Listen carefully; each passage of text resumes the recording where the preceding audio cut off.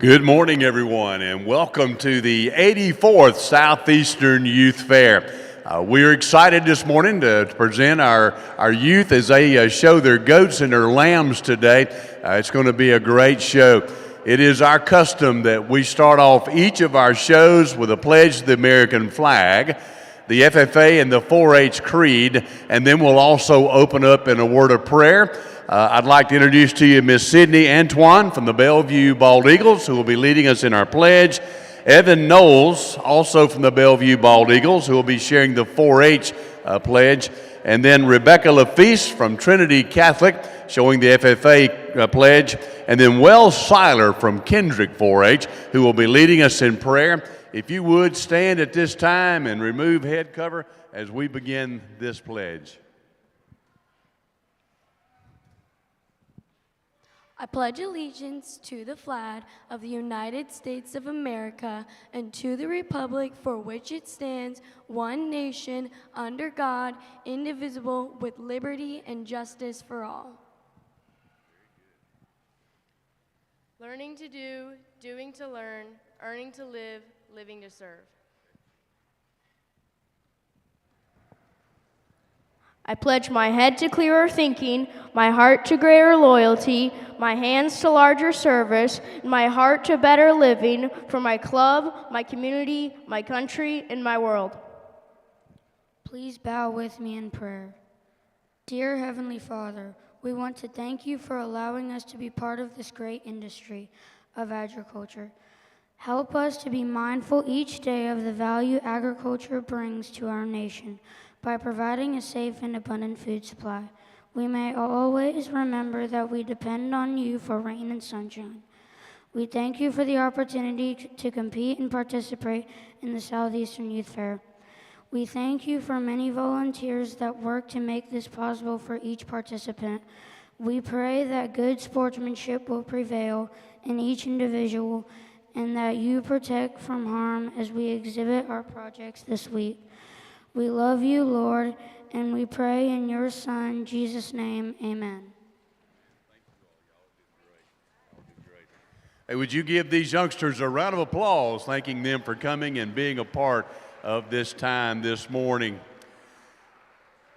Something new that we're going to be doing this year is recognizing those seniors who are showing for their final time here at the Southeastern Youth Fair. And we're calling this the Senior Walk, and we want them to come on out, and we're going to recognize them. Showing in the Goat and the Lamb show this year is Breely Yeomans of the Kendrick 4-H Club. Victoria Inbody of the Lake Weir FFA. Mackenzie Beach with the Forest High FFA. Memphis Conley with the Westport High FFA. Zachary Palfrey with the Leading the Way 4-H. Also Riley Hall with the Lucky Learners 4-H. Brianna Mosier of the Forest High FFA. Breely once again with the Kendrick 4-H.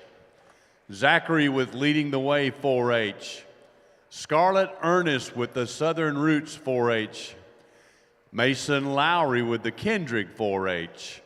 And Caitlin Burke with the Forest High FFA. Would you give these showmen a round of applause as they take their senior walk here at the Southeastern Youth Fair? Congratulations to each and every one of these young men and young women.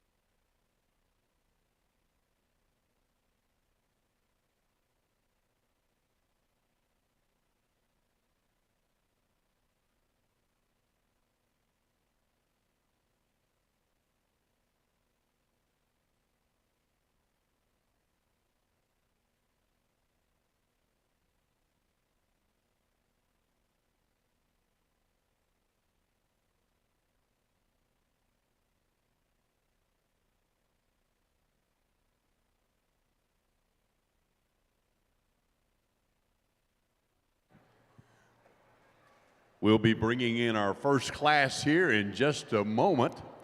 Our first class is sponsored by PIP Printing.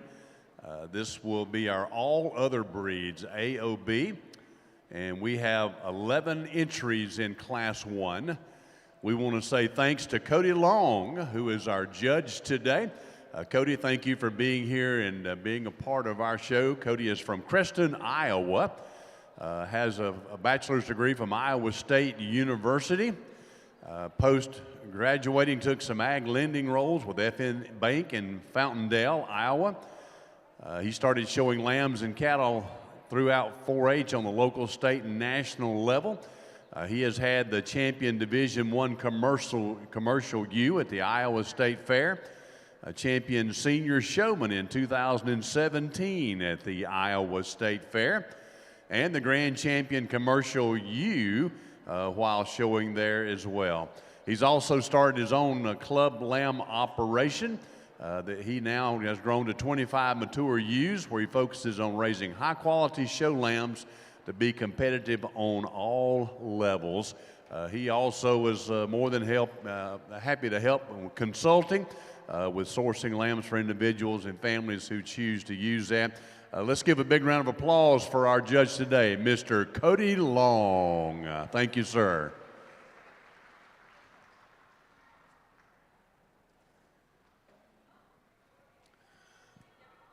Also out in the ring, one of our co-coordinators, Miss Terry Latner. Terry, raise your hand, wave to the crowd. This is Terry's 50th year with the Southeastern Youth Fair. That seems impossible because she's only 39. I'm not sure how that math works. Terry started showing here in 1974 and now has continued to give back. And so, Terry, we appreciate you. Let's have a big hand for Terry Latner.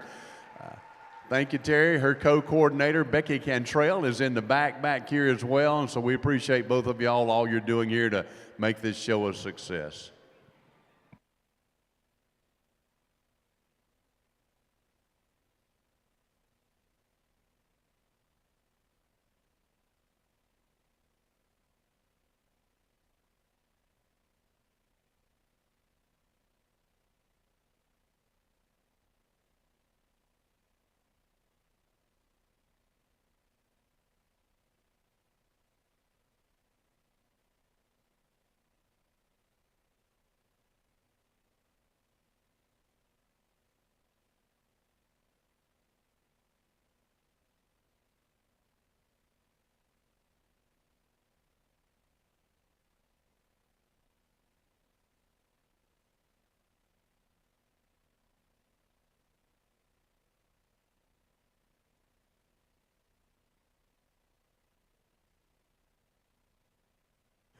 We now have Class 1 entering to the ring. This is the all other breeds. Number 67, Gracelyn Wicker of the Happy Homeschoolers 4-H. Avery Lofton representing Dunellen Christian Academy with her lamb. Wells Seiler with the Kendrick 4-H Club. Number 76, Eric Estrada with the Dunellen High FFA. Number 66, Riley Sconyers of the Dunellen 4-H Club.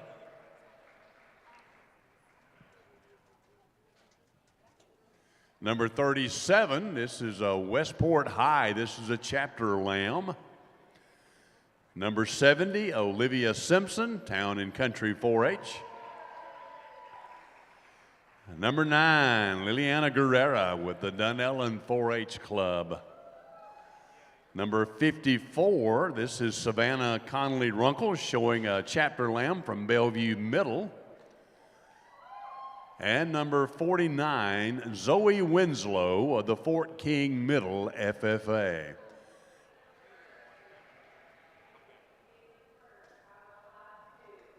This is Class 1 here in our Market Lamb Show. This is all other breeds.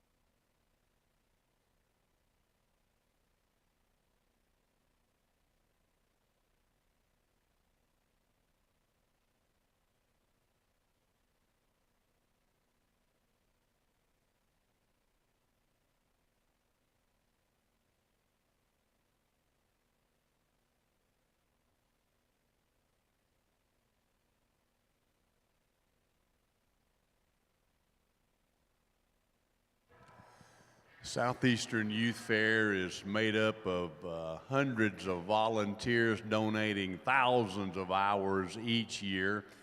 In addition to that, many of our businesses as well as individuals supporting the fair through their donations. And so we want you to look across the ring tonight and today and to see all those who have given to the fair to make it all possible for these showmen. Let's just have a round of applause for all of the supporters and those that are giving toward the Southeastern Youth Fair. We certainly appreciate them.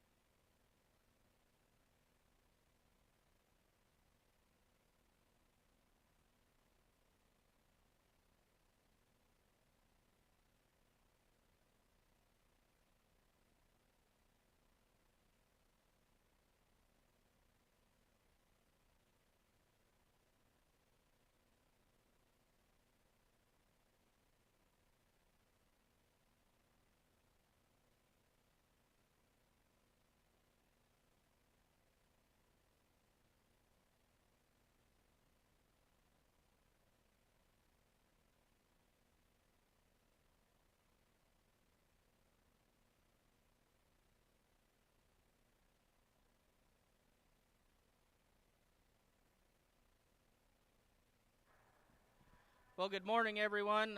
It's a pleasure to be here. I've traveled a long ways to come and sort this, and really looking forward to a very eventful day. Do quite a few of these in Iowa.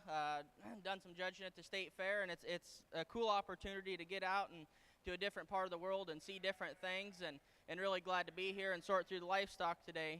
We're going to start on our class winner here. This is the AOB division in the markets. And I think we go ahead and start the class. I don't know if there's one that just hits me that I just really fall in love with. We have a really large weight range in this class, and I think that presents some difficulties in its own right.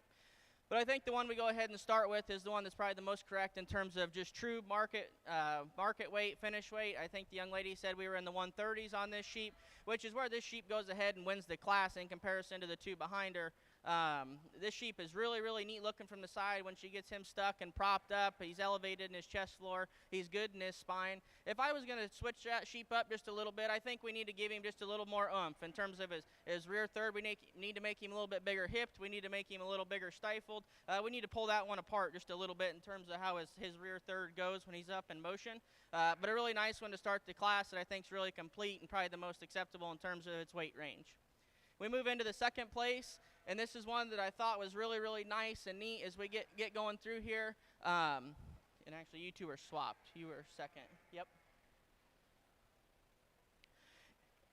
As we get into our second place here that we selected, this is the one that kind of presented me with the most challenge and problems as I was sorting through the class. This is the one I gravitate towards too in terms of muscle, in terms of width, in terms of power, in terms of foot and bone and all the extras that everybody likes to see. And that's the one that I really gravitate towards and really like myself. And where you kind of got to make your decision between those two is what's acceptable and what's not. And I think when we study the weight ranges on those, this one just gets a little too big and just a little too over finished for where we're at in this point in the career and in terms of what he had for a class winner ahead of him. But this is a sheep that still handles extremely square and extremely muscular down his top and out through his rack and his hind saddle. One we just got to trim up and make a little bit more weight management calls along the way on him to make sure he stays under 150 in order to make him real competitive. But a real nice sheep in second. We come into the third sheep here.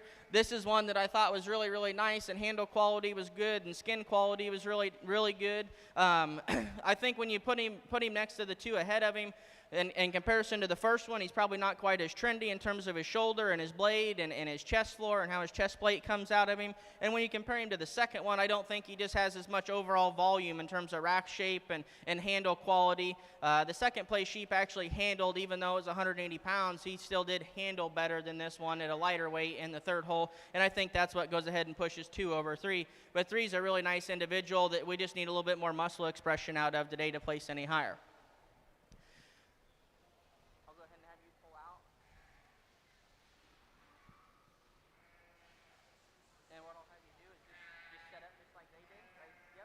And then once I get done talking here, then we'll go to the out gate,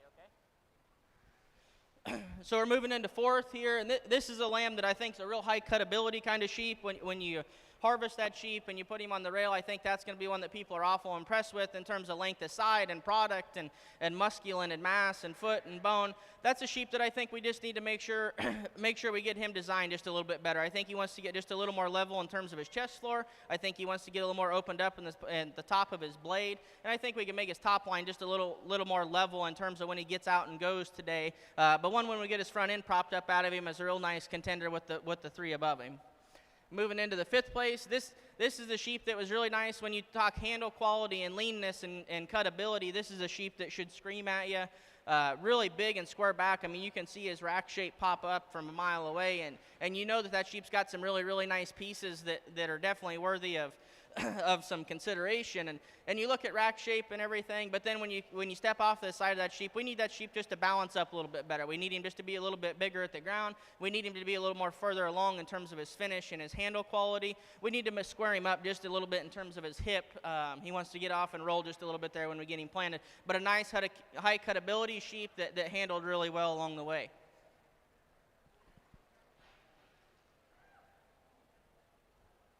We get moving into the, the next sheep here, and this is one that when you look at her from the side, she hits you really good. She's really square. She's got plenty of body and mass.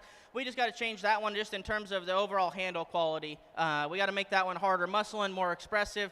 But one from the profile you really like, we just got to make that one better handling and harder muscle shape through them from head to tail. But a really nice class of individuals. Let's give these kids a round of applause. Congratulations to our Class 1 exhibitors. Once again, we appreciate PIP Printing for sponsoring Class 1. Winning the class, Erica Estrada of the Dunellen High FFA chapter. Standing second is Savannah Conley Runkles from the Bellevue Middle FFA. In third place, representing Dunellen 4-H Club, Liliana Guerrera. In fourth place, Olivia Simpson of the Town and Country 4-H. In fifth place, Wells Seiler of the Kendrick 4-H Club. In sixth place today, Zoe Winslow of the Fort King Middle FFA.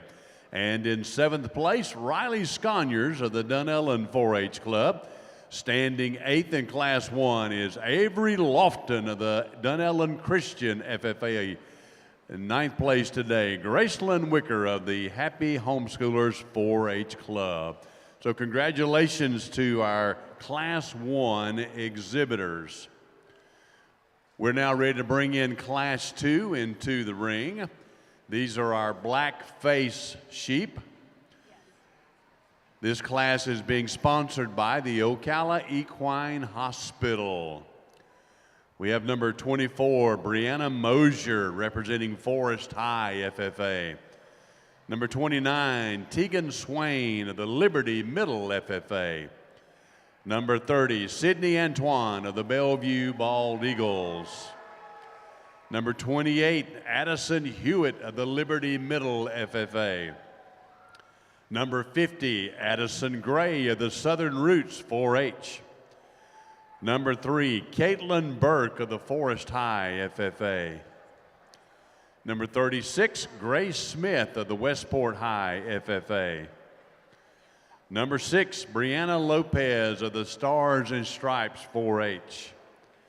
Number 63, Winston Sapp of the Grandview 4-H Club. And number 2, representing the Forest FFA chapter, Shelby Schroeder. This is Class 2. Once again, we say thanks to Ocala Equine Hospital for their sponsorship of this second class. These lambs will range in weight from 92 to 127 pounds.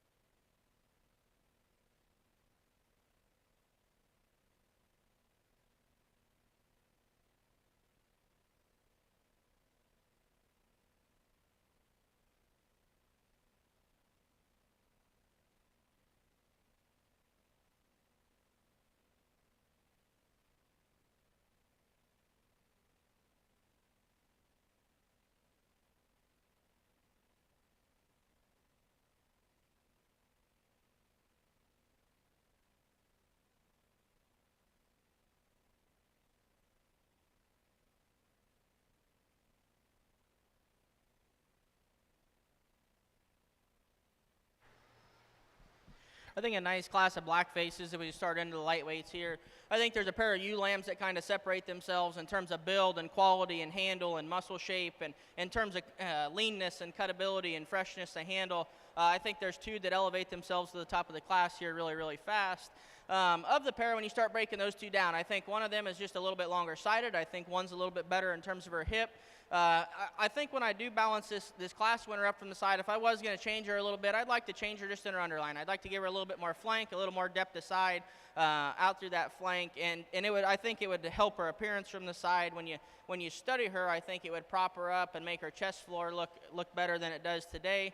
I think that's a really promising one for the lightweights. I think if you're going to keep showing that one on down the road, I think she's got a lot of gas and miles in her. I think that's one you just start feeding and feeding and feeding, and has a lot of parts and pieces, and is really good handling and good skin quality that can feed for a really long time. So I think that's a really easy spot to go ahead and land on the class winner today. That's a nice individual. We move into the second place ewe lamb here. This is the one that's probably got I'm going to call her the pieces sheep. This one, when you stand off from the side, you maybe don't love her side profile appearance. She maybe looks a little tubier. She maybe looks a little down in terms of the point of her shoulder and her chest floor. But when you get on this sheep, and she's really, really green and raw today, but when you get on this sheep in terms of rack shape and squareness and hip and pin set and pin width, that's a sheep that's really, really good. That sheep's just got to be pushed farther along. That sheep needs to be really, really pushed to a 130, 140, and get the center cavity of that sheep softened up a little bit, and get that hip-loin junction filled out. And when you do that, I think that changes that sheep's appearance a whole bunch. One that's probably the better individual, just not quite there in terms of fed and condition today, is the class winner to go ahead and win the class, but a real nice individual for second. The third one we're going to go ahead and walk into here, the third and four, I kind of broke this class into a pair. I thought 1 and 2 sorted themselves. I thought 3 and 4 kind of made a pair here. And where I landed on 3 over 4 was I thought this one was just a little bit better in terms of its handle quality. I thought it was a little bit bigger and squarer backed. And I really like the hip and the pin set and the dock in this sheep in comparison to the 4 sheep. So I think that's kind of what gave this one the advantage to go ahead and move up into that 3 spot over the 4 sheep. A real nice individual that's fed good and conditioned right. One that we just got to make a little more extreme in terms of his pieces and his front end and his chest design. But a nice individual here for third. Moving into 4, that was a nice sheep that was really big and square at the ground and good racked and really square coming out the backside of his shoulder. When I look at that one from the side, I got to balance that one's underline just a little bit better and square him up just in terms of his hip and make him just a little bit more explosive in that rear third. Yep, you're good. You're all good. And then you want to peel on out, bud? Yep, you want to peel on out? You're good. I talked to you. Yep, you're good to go. And then you want to set up here in the center. The young man's ewe lamb coming out here, this is one that's pretty nice in terms of being moderate and robust in her cage and square build at the ground and real good footed. I know this one isn't the most fuzzy in terms of some of the others ahead of him today, but this sheep probably was the widest and squarest built one of the class. We just got to make that one a little trendier in terms of being just a little bit bigger boned, and we got to watch that one just in terms of its fat cover. We got to trim that one up just so it handles a little bit better on down the road. But a real nice one that kind of was the outlier in the class from a standpoint of width and muscular and squareness. We move on to the blue sheep next, and this is obviously the ginormous legged one in the class. And when you get past that, I think you got to study the sheep, right? You look at his body, and I think he gets a little too beef today. I don't think he handles with enough squareness and just overall muscle mass as other sheep today. But one that when he gathers up from the side and he gets stopped, I think that sheep's really neat in terms of his front end and how he's designed. We just need more width and overall mass to that sheep to match the rest of his appearance today. Moving into the next one, this was the sheep when it came in and I was watching him walk. I thought that sheep was the one that hit me pretty hard. I think that sheep's really, really nice on the move in terms of how he handles his feet and his legs and his bone work. When you get him stopped, we got to get more drive out of that sheep. We got to get his front end propped up. We got to get his top line out of him. And I think when we study his pieces, his breastplate wants to push a little forward, and he wants to get a little rounder in his hip. And I think if we get a couple of those things corrected, then I think that sheep can move up even into the Class 1, winner or second place spot even. But we got to get just a little bit more out of that sheep to probably hide some of those faults today. But a really nice sheep that's been a good project throughout the summer. This is the high cutability sheep in the class. When this one goes to the rail, this sheep's going to be very, very tremendous. I mean, in terms of rack shape and rib shape and hip and power, that's a sheep that everybody really, really likes. We gotta trendy that one up. We gotta make him just a little bit better in terms of fuzz and bone at the ground. I think we gotta make sure that one's just smoother, just in his overall appearance. He wants to get just a little rougher in terms of his hip loin and how his hip lays in there. And maybe not transition quite as well as some of the others. We need to give that one just a shot more stifle and lower leg when you look at him from the side. The next two coming out, those are the two sheep. I think we just got to box those sheep up. We need to make them a skosh more moderate in terms of their overall height and their maturity pattern and their growth. We gotta lower those closer to the ground and just box them up, make them bigger hipped, bigger stifled, and just bigger center caged as they're growing in their maturity patterns. So those are two nice ones to round out the end of the class. Let's give the class a round of applause. Congratulations to our Class 2 exhibitors. Again, we appreciate Ocala Equine Hospital for sponsoring the class. Winning the class today, number 29, Tegan Swain of the Liberty Middle FFA. In second place, Brianna Mosier representing Forest High FFA. In third place, Sydney Antoine of the Bellevue Bald Eagles. Standing fourth, Addison Hewitt of the Liberty Middle FFA. In fifth place, Winston Sapp of the Grandview 4-H Club. In sixth place, Caitlin Burke of the Forest High FFA. In seventh place, Shelby Schroeder showing for the Forest High FFA. In eighth place today, Grace Smith of the Westport High FFA. And in ninth place today, Addison Gray of the Southern Roots 4-H. And standing 10th today, Brianna Lopez of the Stars and Stripes 4-H Club. Congratulations to Class 2. We have Class 3 coming in now. These are still our blackface lambs. Class 3 is being sponsored by Conrad Tree Service. Number 61, Kimberly Whitehead of the Dunellen Middle FFA chapter. Number 5, this is Mariah Armstrong, showing for the Lake Weir High FFA. Number 27, Eva Slaughter of the Liberty Middle FFA.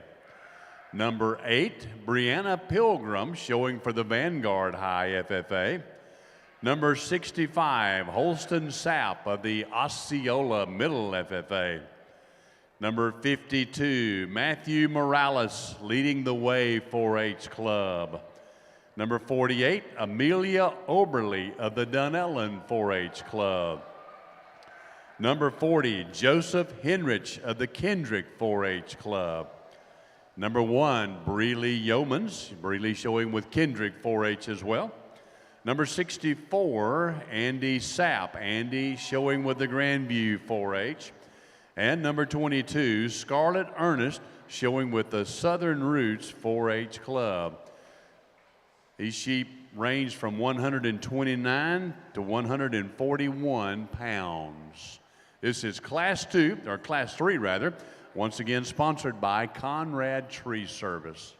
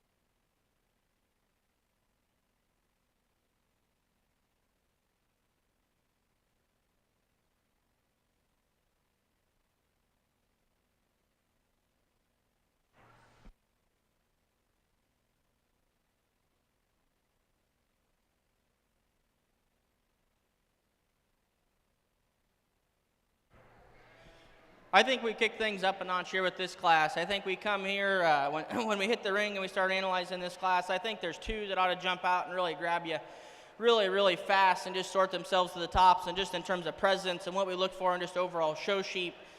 When we start just talking about just more mass and width and cage and top and hip and pin set, we got into two sheep that are probably the best two sheep we've seen today, so don't want to take anything away from the blue sheep in second here, because these are probably two of the better sheep we've seen to this point. When we go ahead and start analyzing those two and breaking them down, I think one's just squarer built, one's a little further along in terms of its maturity pattern. I think one's better hipped and better pinned and got more stifle. And when you talk width of stifle from leg to leg, I mean, there's a lot of product packed in this class winner. And when you prop this one up from the side, not only is he the widest and squarest built one of the class, this one still props up with a really good shoulder blade, real good chested in terms of his chest floor and how he ties his neck and the point of his shoulder in. One of them sheep, I think if we were going to change him just a little bit, I think we do need to make him just a skosh better in terms of how his blade and his shoulder is designed. He wants to open up just at the skosh bit at the top of his blade, but one, as we went through the classes today, that one's kind of a man amongst boys at this point. I think that's a really nice class winner that'll be good to get back out here in the final drive when we have to sort those. When we move into the second place sheep, this sheep hits you really hard when he's on motion. Real big-legged, cool-looking, a sheep that hits you really, really hard. When we get on the top of that sheep and handle him, he just doesn't have the rack shape all the way down through his back and through the upper hip. Is the class winner ahead of him, but a really nice one to go ahead and be second in the class. One that's going to be really nice is you keep feeding that sheep, and you hopefully have a few more shows down the road. That sheep's going to be competitive a lot of places, I have a feeling. The sheep in third, this is kind of the surprise sheep of the class to me. One that when we look at him from the side, we maybe don't say that one just catches our attention and blows us away. But when you get on top and handle that sheep, that is one of the rack squarest back sheep that we've seen today. In terms of cutability and leanness and freshness, that sheep is very, very good and very deceiving. One that we just got to get a little bit more show and a little more drive out of. I think if we get that one propped up, we change how that one looks in her shoulder and her chest floor. But today, probably just not as elegant and well presented as maybe the two above him today. But a nice place for third in this class. We move into fourth with the blue sheep here. This is a sheep that he hits you really, really hard as he's trotting around the ring, real up-headed, long-necked, good spined. I mean, that's something that I think this sheep really excels. When he gets out and moves, I mean, his spine is dead level across the board. One that when you go ahead and get your hands on him, we got to make this sheep just a little stouter, just in terms of his back shape, really in terms of his upper hip and his pin width. We got to make that sheep just stouter and bolder in his rear third in comparison to the ones above him today, but one that's really highly presented and really neat looking from the side. We're going to follow up with the next blue sheep. This sheep is a really good handling sheep, good in terms of his trim and his cutability. One that today we got to see him just fed probably just a little bit harder. We got to lower that one to the ground. We got to make him a little bit better in his underline. One we just got to moderate and box up just to compete with the ones ahead of him, but a nice individual. The next one coming out, we got to make this sheep just a little bit wider. This one props up nice and neat from the side. We just got to make this one wider when he's coming at you, going away from you, and especially in comparison to those top 2 or 3 in the class, we just got to make that one just a skosh neater on the go. The next ewe lamb coming out, this was a ewe lamb that was really nice in terms of being square and boxy and good looking. That one checks a lot of boxes for me. When we got down to handling that sheep, I think that one's just pushing some condition today. We got to lean that one up, make that one more expressive, just in order to compete with the ones above her today. But that's a nice individual that the young man will take home, and she'll do a lot of good for him if she's going into production. Another ewe lamb coming out that's kind of the same story. She is more moderate and boxy and squared up. One that we got to make better just in their handle quality. We got to make them harder handling and better skinned. One that we just got to trick out a little bit more. And I think if we need to take those legs down just a little bit, I think that takes away from her appearance a good amount. I think we just got to get those knocked down, and then I think that can change that sheep quite a bit for the future. But that's a nice individual that I wouldn't give up on for sure. Moving into the next trio here to round out the class, these are sheep as a whole. We just got to moderate down. We got to box them up. We need to make them bigger cage. We need to fix them a little bit in terms of how their hip and their pin sets are. We got to square them up in their docks. But 3 nice individuals that fed really well, and we're high-performing sheep for these individuals. Let's give this class a round of applause.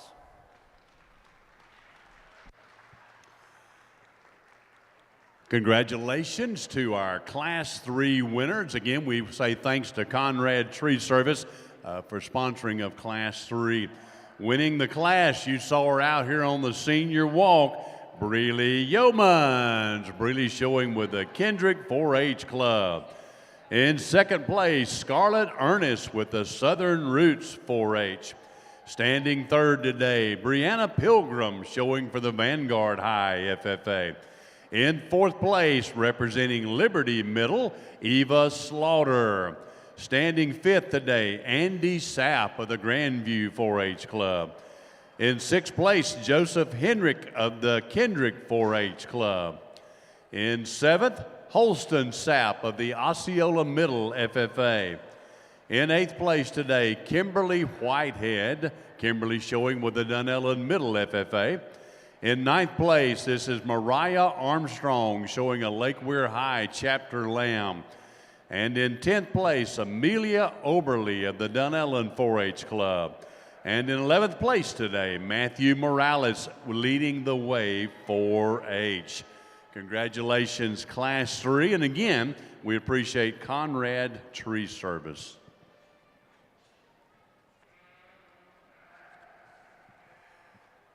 We now have Class 4 in the ring. Farm Credit is sponsoring Class 4. We appreciate them, another long-time sponsor.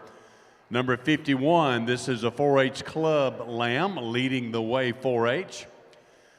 Number 4, Emma Spires of the Forest High FFA. Number 35, Madison Morgan of the Westport High FFA. Number 21, Shundale Chambers of the Stars and Stripes 4-H. Number 45, Keely Bateman showing the Trinity Catholic High Lamb.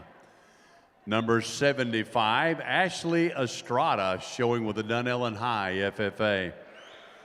And number 57, Azra Roberts of the Forest High FFA. Number 62, Brindley Sapp of the Forest High FFA. And number 25, Callie Ray Cassidy of the Majestic Oaks 4-H.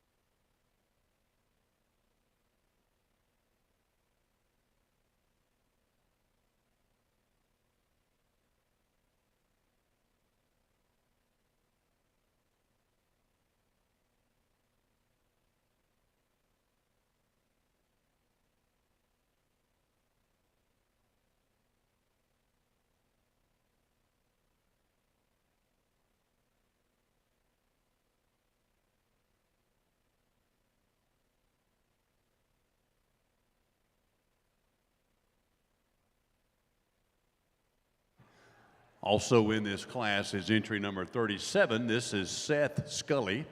Seth is showing the Westport FFA Chapter Lamb.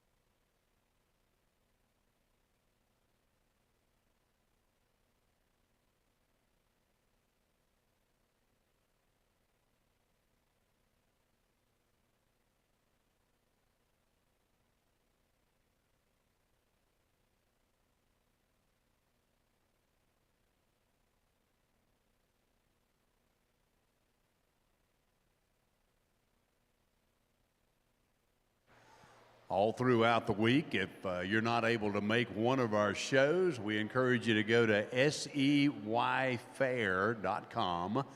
and there you can watch the live stream being brought to us by the Dillon Media Group. We appreciate them and appreciate the opportunity to have this live stream. So share that with friends and neighbors too. And if you've got some family that live in another state that'd like to watch your child, your student show, have the opportunity to watch that live stream with that. So we appreciate them with that. Also encourage you to go out and patronize our food vendors, our food trucks that are out here. You saw Chico come through. I don't know where he went. Chico with a cotton candy a little while ago. Chico is probably one of our longest tenured vendors here at the Southeastern Youth Fair. And we appreciate not only him, but all of our vendors for coming this week and feeding us good.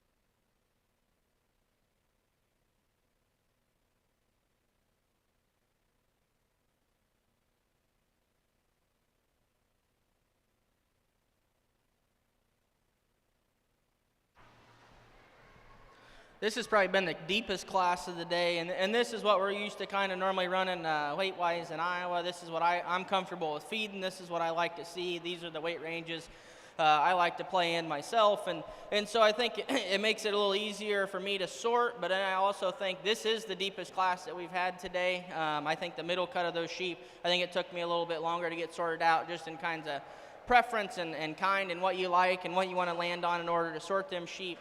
I think we end up with a trio of sheep that are all different in terms of their types and their kinds and their presentability and what those sheep are. So I think you gotta really break them sheep down. And I think the one we go ahead and land on, this young lady does an exceptional job of getting this one stuck.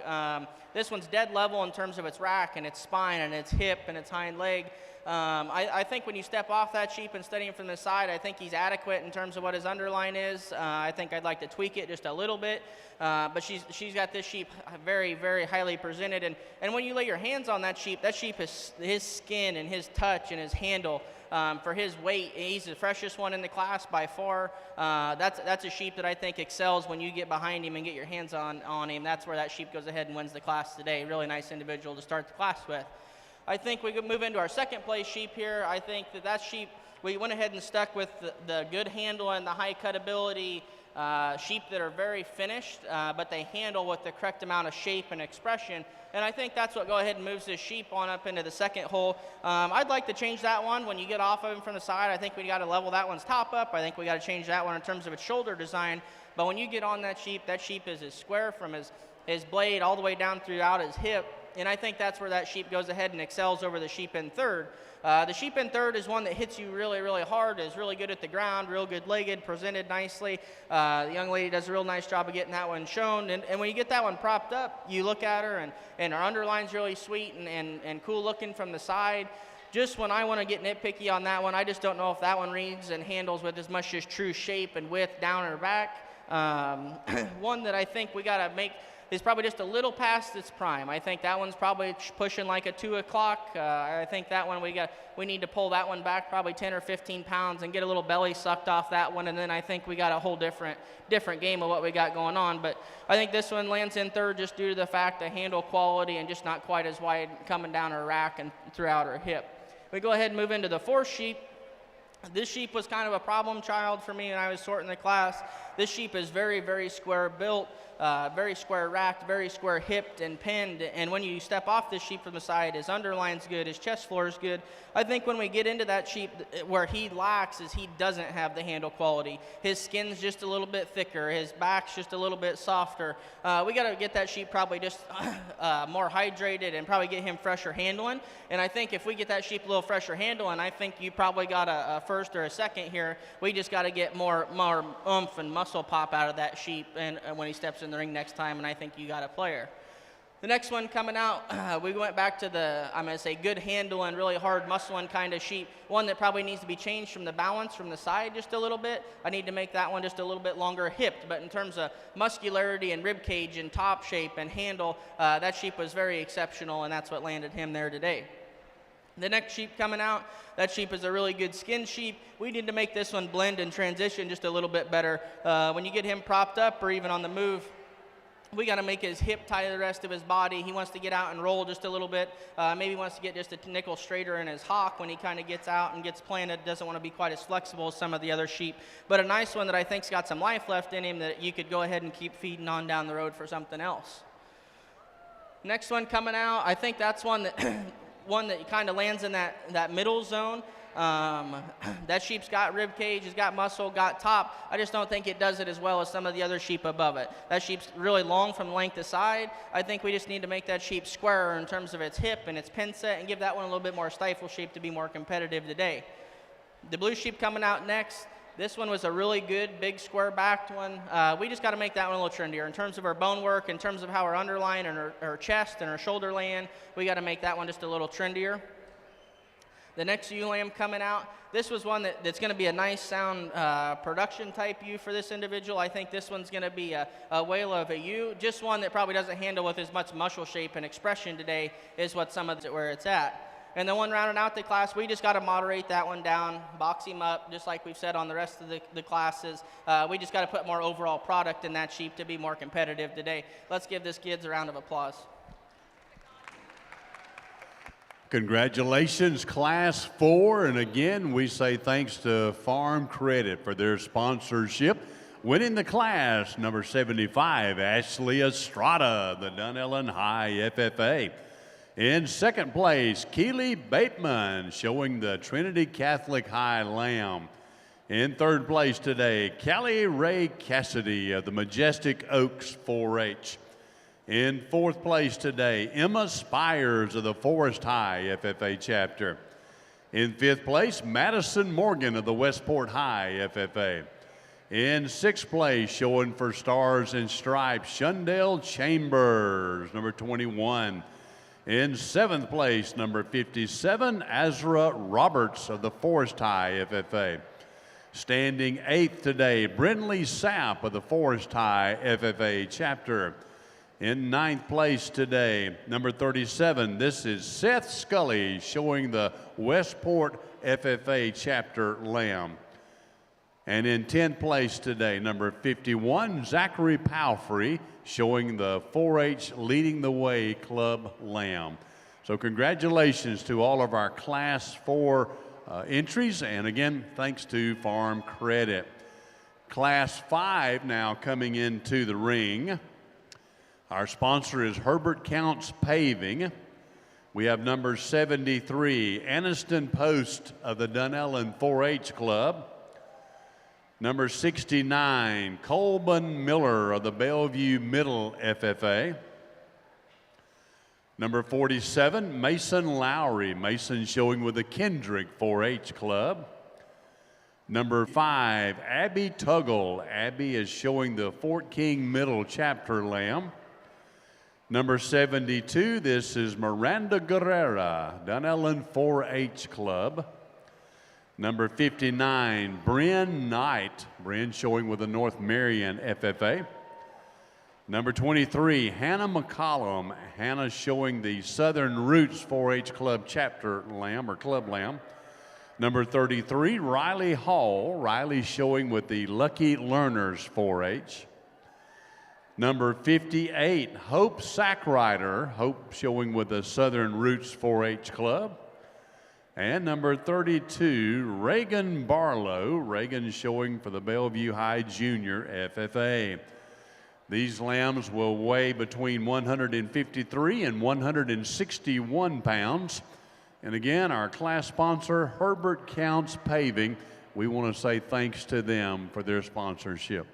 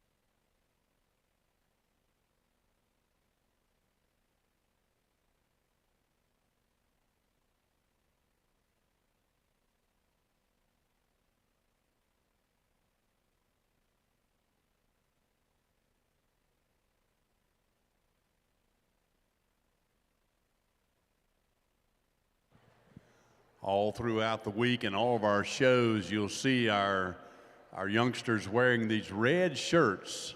They are the ambassadors for the Southeastern Youth Fair.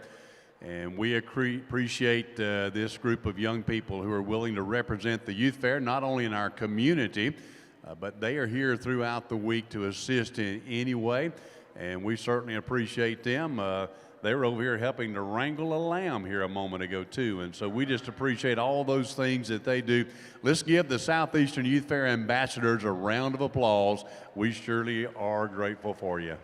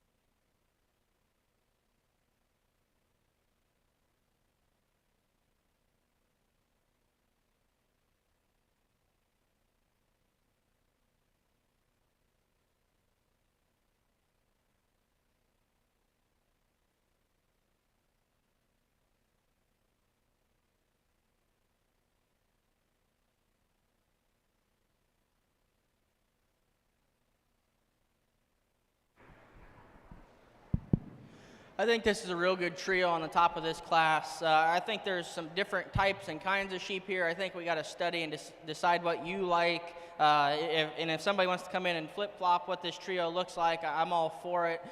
You just kind of got to go with what your personal preference is and what you like and what you dislike.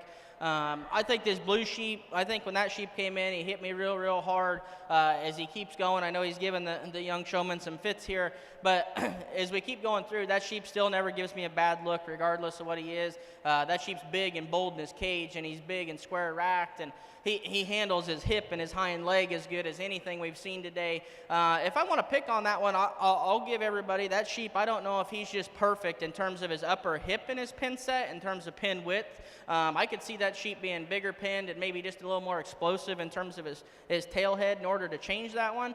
But I think there's a lot of good in that sheep in terms of how he's designed and his look from the side and how he handles the neck out of the top side of his shoulder real well. I thought that was a really nice spot to go ahead and start the class. The real challenging spot for me here became 2 and 3, and I was trying to figure out, we go ahead and land with the weather that's in second. I thought that sheep probably resembled our class winner the most, just in terms of body type and style and in terms of cage and underline build and quality. I'll admit this one's got a hole when you back off this one from the side. That one's got to be level on her top and bigger racked. That one's really neat in terms of being square in her hip and her hip and her stifle and how she handles her hind leg, and I think that's where that one goes ahead and excels over the 3 sheep for me. When you get back and study that one's hind third, I think she has a very ideal, or he has a very ideal hind third in terms of how he handles and gets out in motion and goes ahead and moves, and I think that's how you break him down. When you start into this 3 sheep, I think if you look at this one standing from the profile, you say, okay, kind of a no-brainer, this one should go ahead and start, and I still think that's why I went ahead and walked him again. When that one came in, he hit me really hard, but when I came back, I had to come back to structure, and I think that one, when you get him out in motion and get him going, I think he wants to get a little short and choppy strided off his rear 2, and I think that's just being a little straight in his hock. I don't think it's anything major, but I think when we get down to really sorting them, I think we got to find that. And the other thing is too, when you handle those the 1 and 2 sheep ahead of this one needs to probably be just a skosh fresher over his loin edge. Like this sheep is nice handling, but not exceptional handling. And I think that those were the minor differences when I came to sort these 3. The 2 ahead of her were just a skosh better handling and just a little bit better when you got them out and on the move. But nothing to take away. This 3rd place individual is a very nice, high quality individual today. We go ahead and move into the 4 sheep, and I thought this one made a nice pair with the 3 sheep in terms of type and kind and being bigger in terms of their silhouette, in terms of being big-hipped and big-legged, all those things. I think this is one that we probably just need to make a little bit bigger cage, and we need to fix that one in his underline, just give him a little bit more swoop to his cage, lower him to the ground, and I think we move that one up. On into the next one. This was a really good hard handle in ewe-lamb that I thought presented really nice, really good top line, really good how her neck tied into her shoulder. I think when we want to get crucial on that one, I think we got to trim that one up just a little bit. We got to make that one a little bit better chested. We got to make that one a little bit more exotic just in terms of some pieces and make them a little bit more unique. But a real nice, solid individual, and that's what landed that one in the 5th hole today. The young lady bringing out the next sheep was giving her some fits. This sheep, when you get your hands on him, that's a really nice handling sheep. When you prop him up from the side, that sheep props up, and she does a good job of trying to get him stuck. When he does stick, he looks really good. But when you get off of him and get him out on motion, I think we got to question what his chest floor and what his breastplate looks like in terms of his condition and his power that he's handling today. But that's a nice individual. We go ahead and bring the next one out. This is a sheep that's real nice. I think we just got to fix this one and then his top line from the side. We got to make that one just a little bit better handling. But you really like the foot, the bone, the structure, and when that sheep gets out and moves is probably when he looks his best. That's a really nice individual that just kind of ran into a tough draw today. This is a neat looking ewe-lamb that was real nice. We just got to trim that one up in terms of her condition and probably pop her up at the front of her shoulder, make that one a little neater looking. These next 2, we probably got to fix them just a little bit. Muscle and rib cage, all those things were good. We just got to change them in terms of their chest and how they're designed and how they're getting out and going on their rear 2. That's what sorted them to the bottom today. Let's give them a round of applause. Congratulations to our Class 5 exhibitors. Again, we say thanks to Herbert Counts Paving for their sponsorship of the class as well. Winning the class today, number 73, this is Anniston Post of the Dunellen 4-H Club. In second place, Hannah McCollum of the Southern Roots 4-H. Standing third today, Reagan Barlow of the Bellevue High Junior FFA. In fourth place, Hope Sackrider of the Southern Roots 4-H. In fifth place, Colburn Miller of the Bellevue Middle FFA. And in sixth place, Miranda Guerrera of the Dunellen 4-H Club. Standing seventh, Mason Lowry. Mason showing with Kendrick 4-H. In eighth place today, Riley Hall of the Lucky Learners 4-H. In ninth place today, Bryn Knight showing for North Marion Middle FFA. And in 10th place, Abby Tuggle. Abby showing a chapter lamb for the Fort King Middle FFA. Congratulations once again, Class 5, and we show our appreciation to Herbert Counts Paving for their sponsorship. We now have Class 6 entering into the ring. Class 6 is sponsored by the Magnolia Business District. We have number 60. This is Isaac Dillard Steele of the Dunellen High FFA chapter. Number 53, Madison Shade of the Lucky Learners 4-H. Number 31, Carly Cook. Carly is showing the Wild and Country 4-H lamb. Number 26, Ireland Shea of the Dunellen High FFA. Number 46, Kyle Rich showing for the Kendrick 4-H Club. Number 39, Aubrey Clemens of the Lucky Learners 4-H.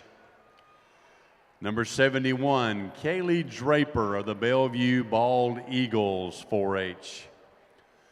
Number 38, Brooklyn Risner of the Osceola Middle FFA.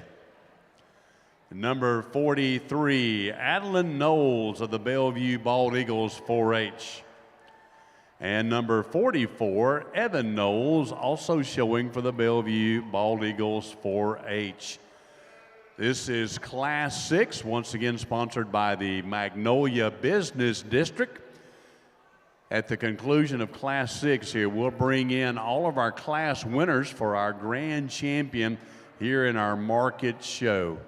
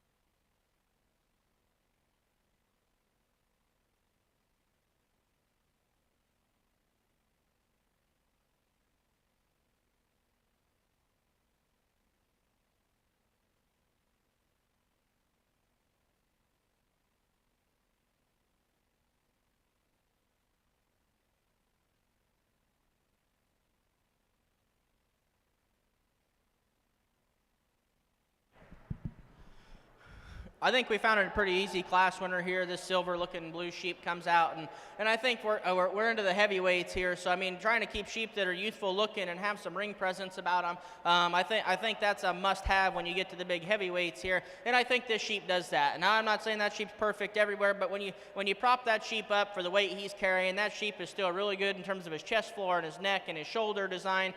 We could maybe make that one just a little bit better heighted and probably just a little fresher today. But like I said, we know we're in the heavyweights. We know we're pushing some condition, but just when we're comparing to some of the other classes we've had, we could probably make him just a skosh better handling. And I think that one is very, very highly presented, but when you really study that one, I think we got to study him just in terms of his hip, and I think we just got to look at that one and just say, is he square enough hipped or is he not when we get him back out here and compare him. But I think that's a really nice class winner to go ahead and bring back out for the final drive. The sheep in second, this is the sheep that I think if he was bigger legged, I think that's a sheep that people would land on and maybe see where I'm coming from maybe a little bit more. But when you get your hands on that sheep handles big and super square, and he's square. I mean, that sheep's top line is probably as level as we've seen one today, and his underline and his balance is as good as anything. We need to make that sheep just a little bit bigger in terms of his stifle, in terms of width of stifle to stifle as well. We got to bulk up and make his rear third just look more like a man, and then I think he starts to push that class winner that goes ahead and beats him today. We move into the third place sheep, and this is the sheep that hits you really, really nice from the side when you get that sheep gathered up.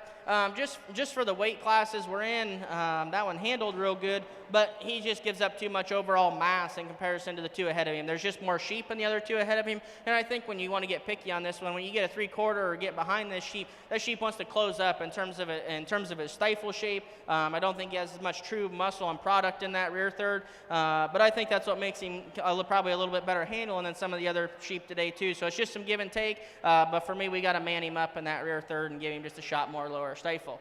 The next sheep coming out is a really nice square built sheep. Got a lot of good pros about that sheep. Good cage, good back, good line. When we change that one, we just got to make that one, we got to trim that one up and make that one better handling today. That's the only thing that got that sheep today, but that's a real nice individual that the young lady should be proud of. We move into the next one. This is a sheep that I think sets up really, really nice and is real good in terms of his top and everything like that. We just got to watch that one in terms of his maturity. He wants to get out and push his breastplate a little bit. He wants to get him a little more opened up at the point of his shoulders. We just got to trim that one up to, like I said, we're in the heavyweights, but we still got to make sure these things are acceptable handling, and that's kind of where I want to nitpick on that one today.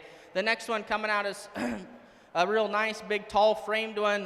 We got to lower that one to the ground just a little bit. We got to square that one up in terms of her hip. But that sheep, when you did lay your hands on that one was one that actually handled a lot leaner and fresher than some of the other sheep. But we just got some structural issues and just some overall appearance things that we have to get corrected to move that one up any higher. Moving on into the next one, this is a real big legged sheep that's got a lot of product in him. Same thing, kind of the same memo here. We're talking one that's real neat, good underlined, good bodied. We got to make that one leaner and more trim and more expressive in terms of his muscle shape to move that one up any higher. And we got to change that one just a little bit in terms of how his blade and his chest floor are put in him. Moving into the next trio, and as I kind of go through this today and you guys are seeing what I'm picking, I hope we're starting in the same place and ending in the same place. These are sheep that I think just need to be more moderated. We need to lower them to the ground. We need to make them wider. We need to make them bigger pinned. And we got to really watch our breastplates in these sheep as we're getting into these heavyweights. Let's go ahead and give this class a round of applause. Congratulations to our Class 6 exhibitors. Once again, the Magnolia Business District, our sponsor, winning the class today. Kaylee Draper of the Bellevue Bald Eagles. Standing second, Kyle Rich of the Kendrick 4-H Club. In third place, Madison Shade of the Lucky Learners 4-H. In fourth place, Ireland Shea of the Dunellen High FFA. In fifth place today, this is Carly Cook showing for the Wild and Country 4-H Club. In sixth place, Aubrey Clemens of the Lucky Learners 4-H. In seventh place, this is Isaac Dillard Steele of the Dunellen High FFA chapter. And in eighth place, Adeline Knowles of the Bellevue Bald Eagles. In ninth place, Evan Knowles, also with the Bellevue Bald Eagles. And in 10th place, Brooklyn Risner of the Osceola Middle FFA chapter. We are now ready to bring in our 6 class winners. This will be our grand champion drive here in the 2024 Southeastern Youth Fair Market Lamb Show. Representing Class 1, this is Erica Estrada of Dunellen High FFA. Number 2, Tegan Swain of the Liberty Middle FFA. Representing our 3rd class, Breeley Yeomans of the Kendrick 4-H. Representing Class 4, Ashley Estrada of the Dunellen High FFA chapter. Representing Class 5, Aniston Post of the Dunellen 4-H. And representing Class 6, Kaylee Draper of the Bellevue Bald Eagles.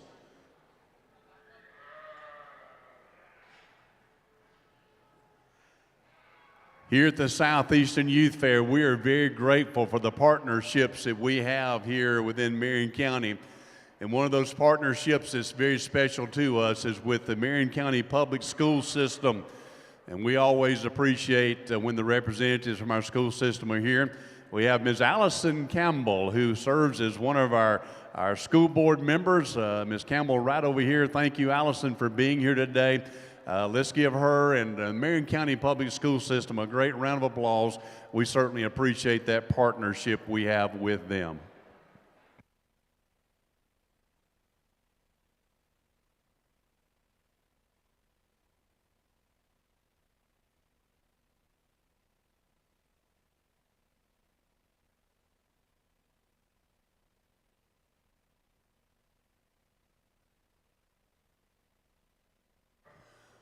Also joining our class winners is the 2nd place lambs. Our judge will establish his grand champion, and then the lamb that placed 2nd in that class will come up and stand for the reserve grand.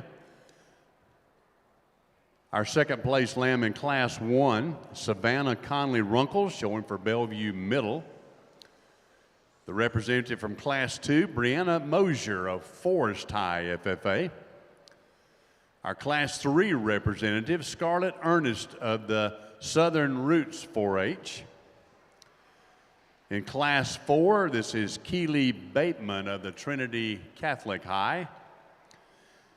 In Class 5, this is Hannah from the Southern Roots 4-H.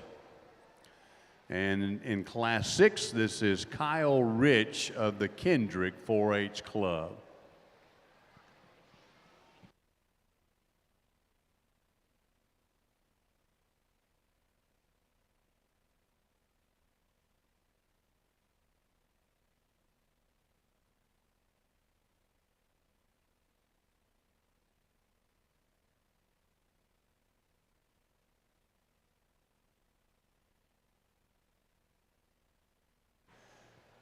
Grand Champion is being sponsored this year by the Ocala Breeders Feed and Supply.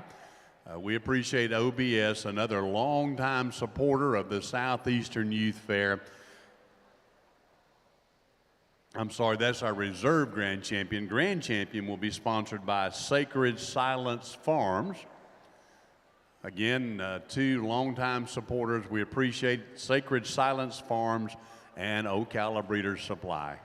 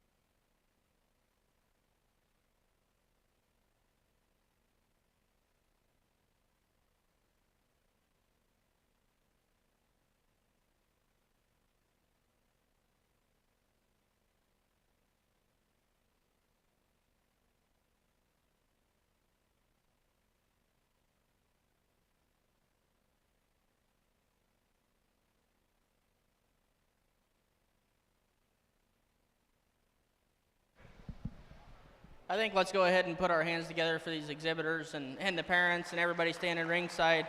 I'm not going to get super long-winded. I know it takes a lot of hours and time commitment to get this done and a lot of dedication. And I just want to make sure we give the time to these exhibitors to reward them for the effort they've put in through this process.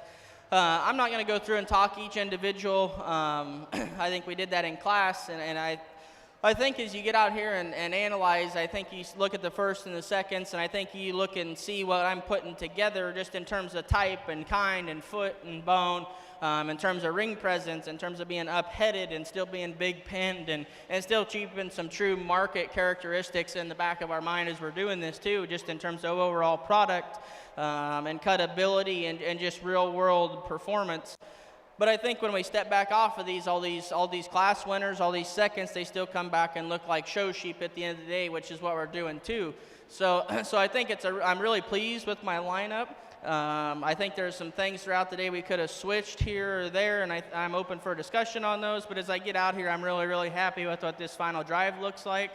And I think I got one in mind for champion, and I think when the reserve gets a little closer, I got to take a couple peeks and go back and look again.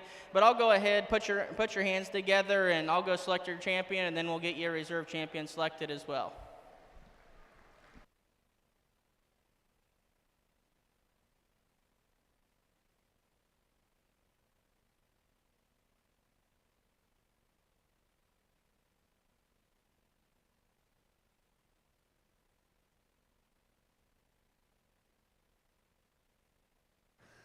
Let's have a big round of applause for your Sacred Silence Farm Grand Champion.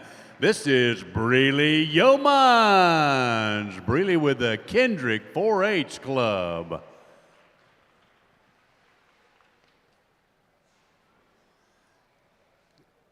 Coming in now to represent Class 3 that Breely was from. This is Scarlett Ernest of the Southern Roots 4-H. And now our judge will pick out our Ocala Breeders Feed and Sale Supply Reserve Grand Champion.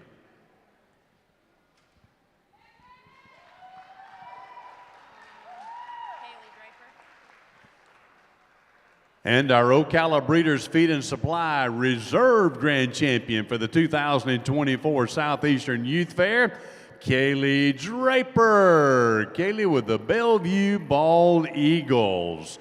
So congratulations to Breely Yeomans, our grand champion, and Kaylee Draper, our reserve grand champion.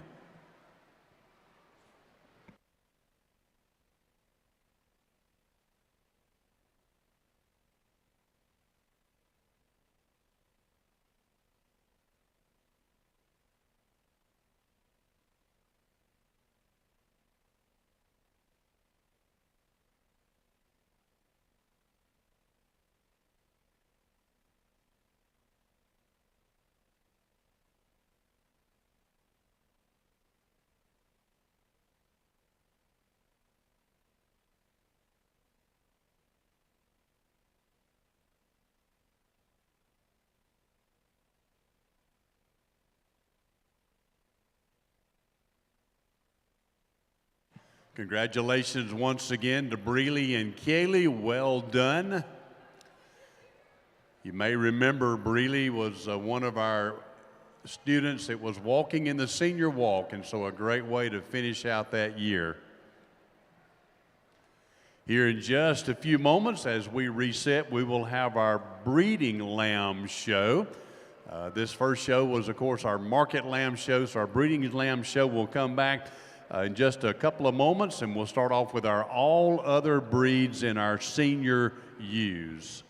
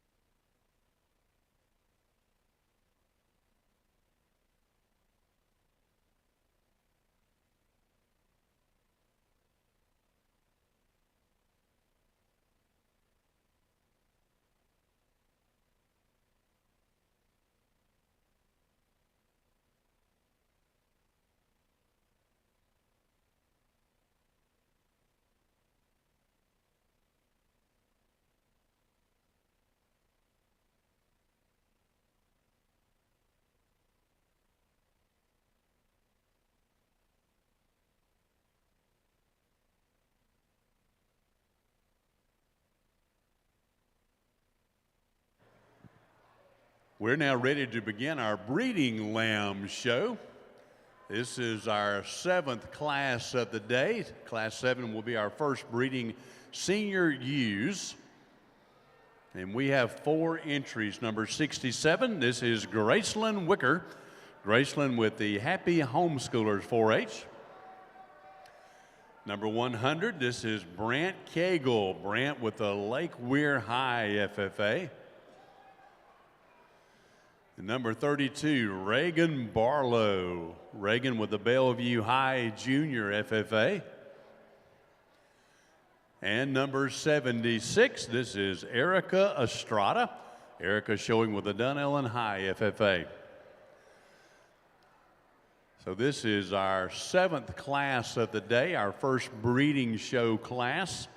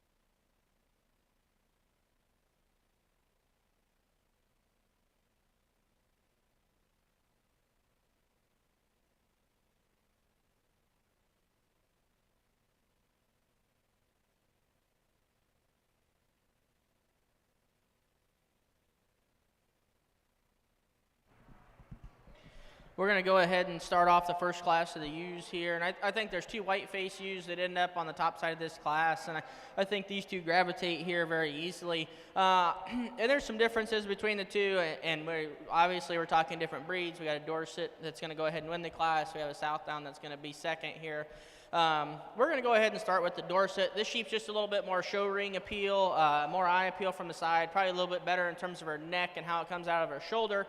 And both of these sheep are bred is what I asked. So I think we got to look at their underlines and try to compare what equals would be.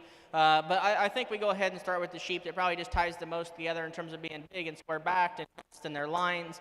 That's a really nice sheep with a lot of ring presence to go ahead and win the class. We come to the sheep in second, and that's a sheep that I really like. That's a brood ewe in the making that I think very, very highly of. She's further along in terms of when she's due and bred, and so I think that throws her off just a little bit. And some of that's a production thing that we're not going to change, but we also have to understand what our pros and cons and when we step into the show ring are. And to me, that one's just further along in terms of her pregnancy, and so I think it throws her off just a little bit. She does have a really nice, neat sweep to her underline, but I think when you look at her, it throws her off just a little bit in terms of her top line, and just her overall balance is just a little too extenuated there. But a really nice individual that's going to do a lot of good things in production for this young lady in the future. We move on into third here, and this is a sheep that's real nice. We just got to make this one just a little trendier. We got to make this one just a little wider at the ground and bigger footed. We got to give this one just a little bit more guts in terms of helping trying to fix her underline. We got to fix that one in terms of her chest plate, but one that's really packing what you would call just true product and mass and rib cage and top, all good pros to what she's going to pass on to her offspring in the future. And the one to go ahead and round out the class, I had not seen one of these breed of sheep before, so I was asking the young lady about it, and she said they're known for their parasite resistance and are native to Florida, and so I was just asking her about some facts on that breed. And I know we're in a class here where we can't do much about it, but probably a sheep that we probably need to split into a different class to be judged on different characteristics than what we did on the top end of the class. So nothing to take away from the young lady. I just don't think we have any contemporaries to go ahead and base yourself around in this class. But a nice individual, and I learned something new on this sheep for sure. So let's give this kid a round of applause in this class. Congratulations to our Class 7 exhibitors. This is the all other breeds the senior ewes. Winning today's class is Reagan Barlow of the Bellevue High Junior FFA. Standing second, Erica Estrada of the Dunellen High FFA. In third place, Brant Cagle of the Lake Weir High FFA. And in fourth place, Gracelyn Wicker of the Happy Homeschoolers. So congratulations to Class 7. Class 8 now coming in. Again, all of our other breeds. This is our junior ewes. Number 67, Gracelyn Wicker. Gracelyn showing with the Happy Homeschoolers. Number 80, Victoria Levi. She is showing with the Colon Academy 4-H Club. Number 98, Andrew Barber of the Lake Weir High FFA. Number 76, Erica Estrada with the Dunellen High FFA. Number 37, this is the Westport High FFA, a chapter lamb. Number 66, Riley Sconyers of the Dunellen 4-H Club. Number 71, Kaylee Draper of the Bellevue Bald Eagles. Number 100, Brant Cagle of the Lake Weir High FFA. And number 53, this is Madison Shade. Madison showing with the Lucky Learners 4-H. This is Class 8. This is all other breeds. This is our junior ewes.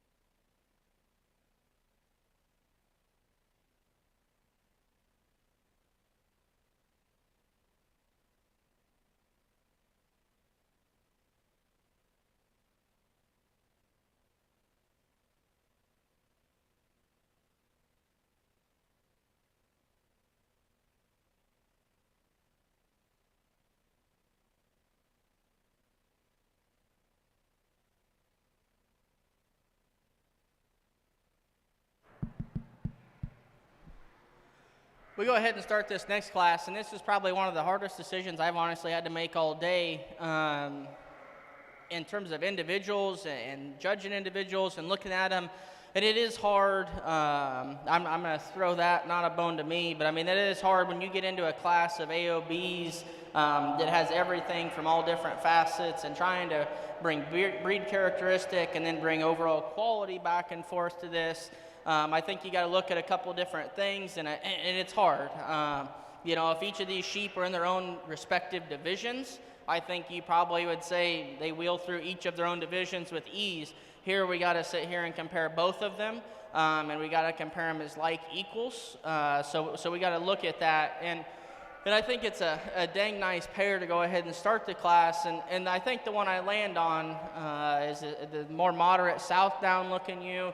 I look at this ewe from the side, and that one's kind of my speed, like moderate, big cage, big backed, really square through their hip and their hind leg, and plenty amount of true muscle and product and width of stifle to stifle. And when you get off the side of this one, I mean, that is the power sheep of the two for sure. That is where she excels over the sheep in second. And then I think you got to back off the side of them and say, okay, is she cool enough, and is she neat enough, and you know, does she have enough pizzazz from the side? And I think when you still come back and study her from the side, you still say she is good chested, she is good in her blade and how her neck comes out. Is she pushing a little too much condition? Yes, for me she is today, and that affects some of her handle quality. But handle quality is actually pretty similar in those two sheep. One of the big things, and I think all of us forget too, and I think it's one of those things we just overlook amongst everything in the show world. If you study those two sheep, and really what came down to the deciding factor on those two is if you study the Dorset versus the South Down, and you look at the direction they point their toes on their hind wheels, that South Down, all four of those are going forward. The Dorset, we kind of hawk in just a little bit, and we want to give up and turn our toes out on our rear too. And I think when I came down to looking at that and saying, okay, if we're all equal everywhere else, who does it best? That South Down still gets out, puts all 4 feet the right direction with the most body width and eye appeal of the pair. So I think that's a really nice pair. I think they both have really, really good things about them. I just went ahead and chose to use the South Down to go ahead and get started today. The Dorset comes in second, and this one hits you, and I mean, that's a show sheep. That's a big-legged, cool-looking one from the side.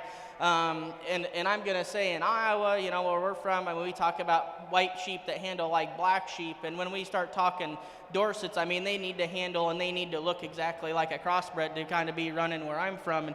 And when I look at that one and break that one down, yes, that one's neat looking from the side. She's big-legged. She presents well from the side. But when you get in behind that sheep, I don't know if she handles quite as well.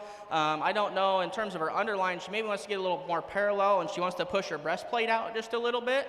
And where I come from and what my standpoint is on these two, when I get in behind her, for as big and massive as she looks from the side, she doesn't handle with enough true width and product in her rear third in terms of just stifle and lower stifle. But when you get that one out on the move, that one excels and looks really, really neat. And like I said, that was a really nice and tough pair. Just had to decide what we wanted to do for this, but in reality, probably need to both be in their own division, and they'll excel really well. We move on into the third sheep, and we come out, and this is one that I thought was presented well from the side. I think we got to just keep this one trimmer and leaner and trying to keep her a little more scripted in terms of her muscle shape. We got to make that one just a little bit bigger boned and a little trendier to compete any higher today. The next Dorset coming out, this one is nice when you get her propped up from the side.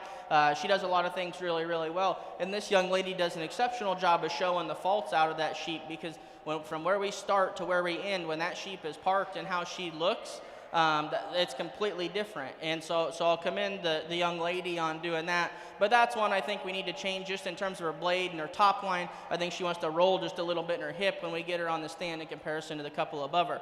The next one coming out, we're back to kind of a big-bodied, real muscular-looking ewe lamb here. One that we got to change in terms of her underline and her chest plate. We just got to balance and proportion that one up a little bit nicer. The next one coming out, we got to fix that one just in terms of her top line. When we get that one on the stand, wants to get a little weak in her back, a little swayed back. And for the width and the chest and that sheep, I think we just need to power that one up overall to make her any more competitive today. The next one, Cummins, a real long-sided sheep. I think we're going to talk the same thing. I mean, neck quality is good, like, length of neck and neck extension is good. We got to change that one up in terms of its underline and just balance it up and make that sheep more masculine in its proportions in comparison to the ones above them today. And I told both of these young ladies coming out here, it's tough in this AOB deal because we're judging all different spectrums, and I think they both understand what they have and what they value and why they're doing what they're doing, and I think they both have really good projects for what they've set out to do. Just in comparison to what we're having to judge on the top end of this class, they're kind of the odd two out, but give everybody a round of applause in this class. It was a very good class on the top end of this. Congratulations to our Class 8 exhibitors. Winning the class, Erica Estrada of the Dunnellon High FFA chapter. Standing second, Kaylee Draper of the Bellevue Bald Eagles. In third place, Riley Sconyers. Riley showing with the Dunnellon 4-H Club. In fourth place, Madison Shade of the Lucky Learners 4-H. In fifth place, this is the Westport High chapter lamb. In sixth place, Brant Cagle of the Lake Weir High FFA chapter. In seventh place, Andrew Barber. Andrew showing with the Lake Weir High FFA.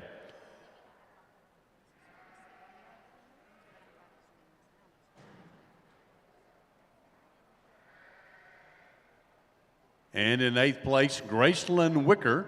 Graceland showing with the Happy Homeschooler. So congratulations to our eighth class.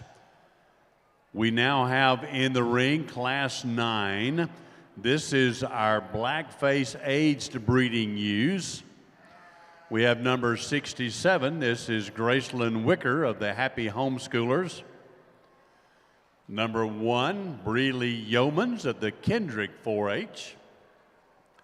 Number 84, Blake Morales leading the way 4-H. Number 75, Ashley Estrada, Dunnellon High FFA. Number 13, Emma Blackburn of the Wild and Country 4-H. And number 31, this is a 4-H club lamb representing the Wild and Country. And number 32, Reagan Barlow of the Bellevue High FFA chapter.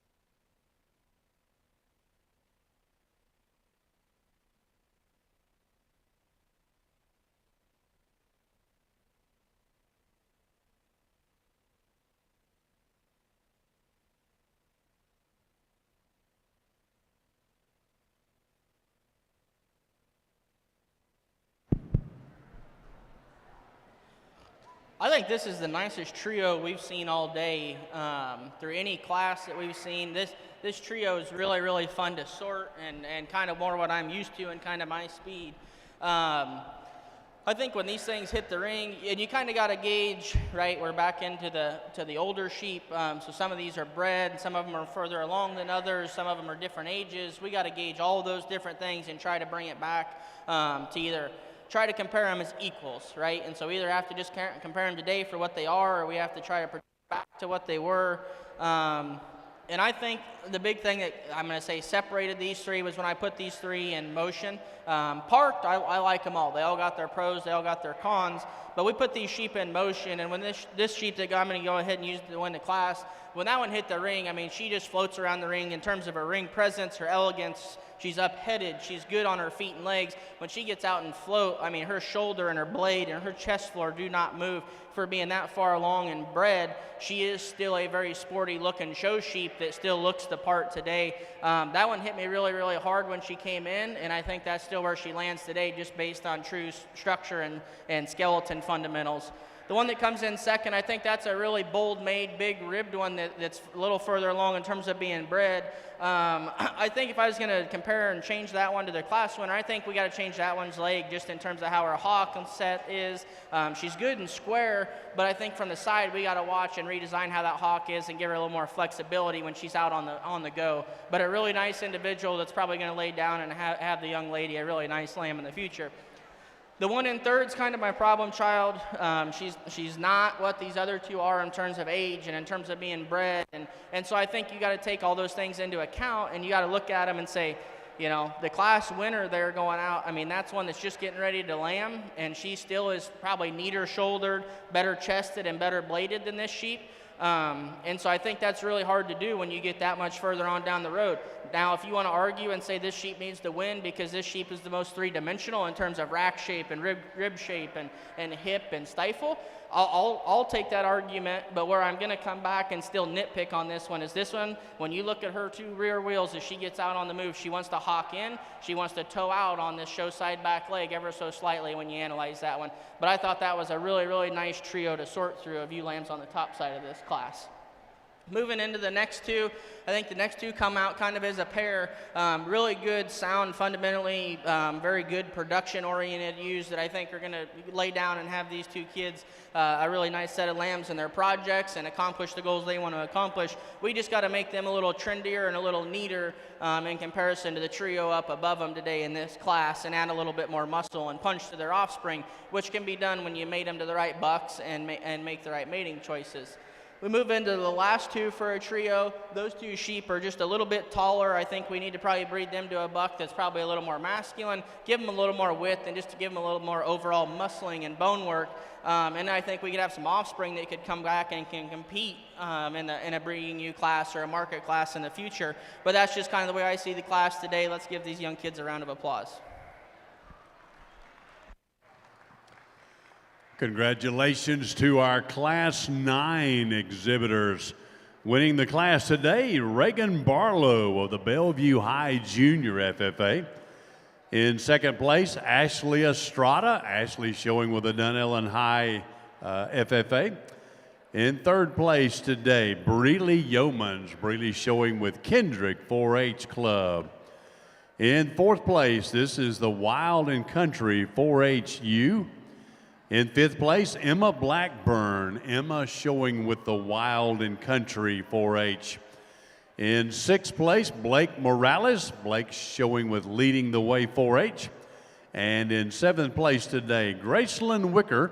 Graceland showing with the Happy Homeschoolers.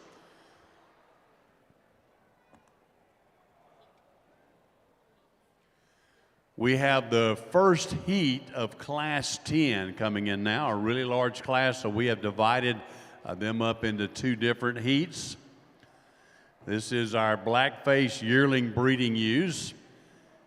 Number 79, Bristol Leitner. Bristol showing with the Town and Country 4-H. Number 29, Tegan Swain. Tegan showing with the Liberty Middle FFA. Number 50, this is Addison Gray. Addison showing with the Southern Roots 4-H. Number 53, Madison Shade. Madison showing with the Lucky Learners 4-H. Number 63, Winston Sapp. Winston showing with the Grandview 4-H. Number 97, Camden Young. Camden showing with the Liberty Middle FFA. Number 61, Kimberly Whitehead. Kimberly showing with the Dunellen Middle FFA. Number 75, Ashley Estrada. Ashley showing with the Dunellen High FFA. And number 8, this is the Vanguard High FFA, a Chapter U. Number 65, Holston Sapp. Holston with the Grandview 4-H. And number 73, Anniston Post. Anniston showing with the Dunellen 4-H Club. Number 62, Brindley Sapp. Brindley showing with the Forest High FFA. And number 24, Brianne Mosier. Brianne showing with Forest High FFA.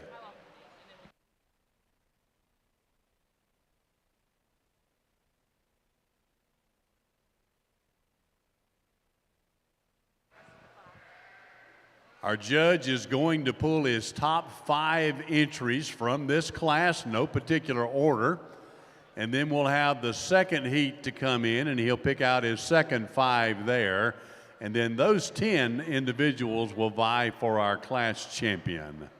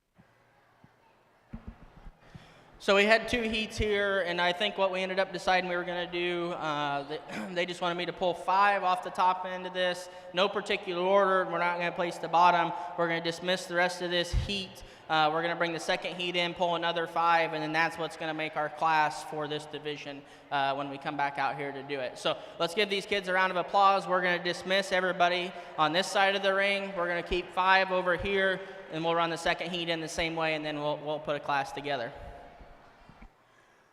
The top 5 here in this first heat, number 29, this is Tegan Swain of the Liberty Middle FFA. Number 53, Madison Shade of the Lucky Learners. Number 97, Camden Young of the Liberty Middle FFA.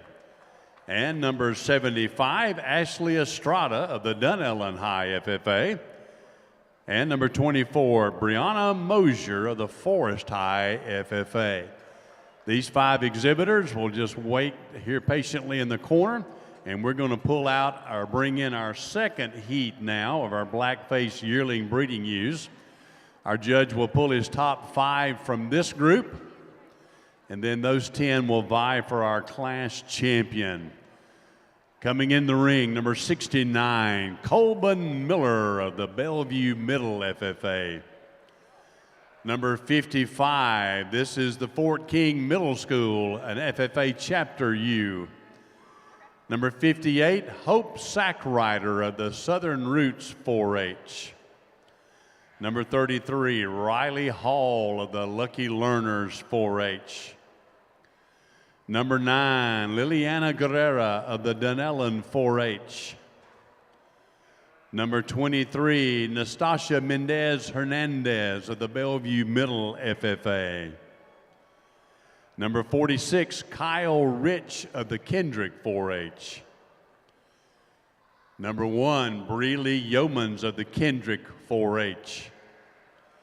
Number 32, Reagan Barlow of the Bellevue High Junior FFA. Number 71, Kaylee Draper of the Bellevue Bald Eagles.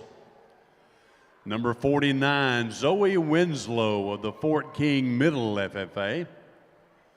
And number 39, Aubrey Clemens of the Lucky Learners. This is our second heat. The judge will pull out his top 5, and then we will have our heat run.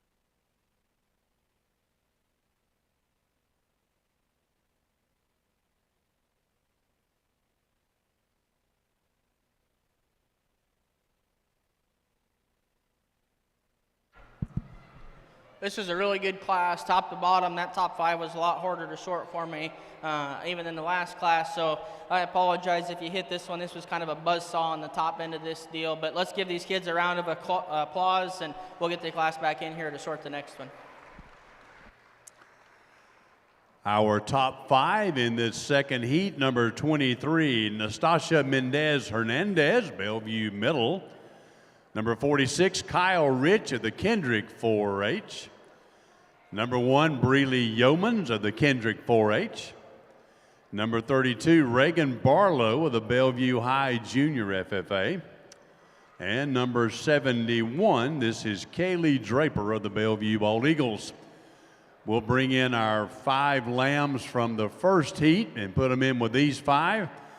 And this will be for our Class 10 champions.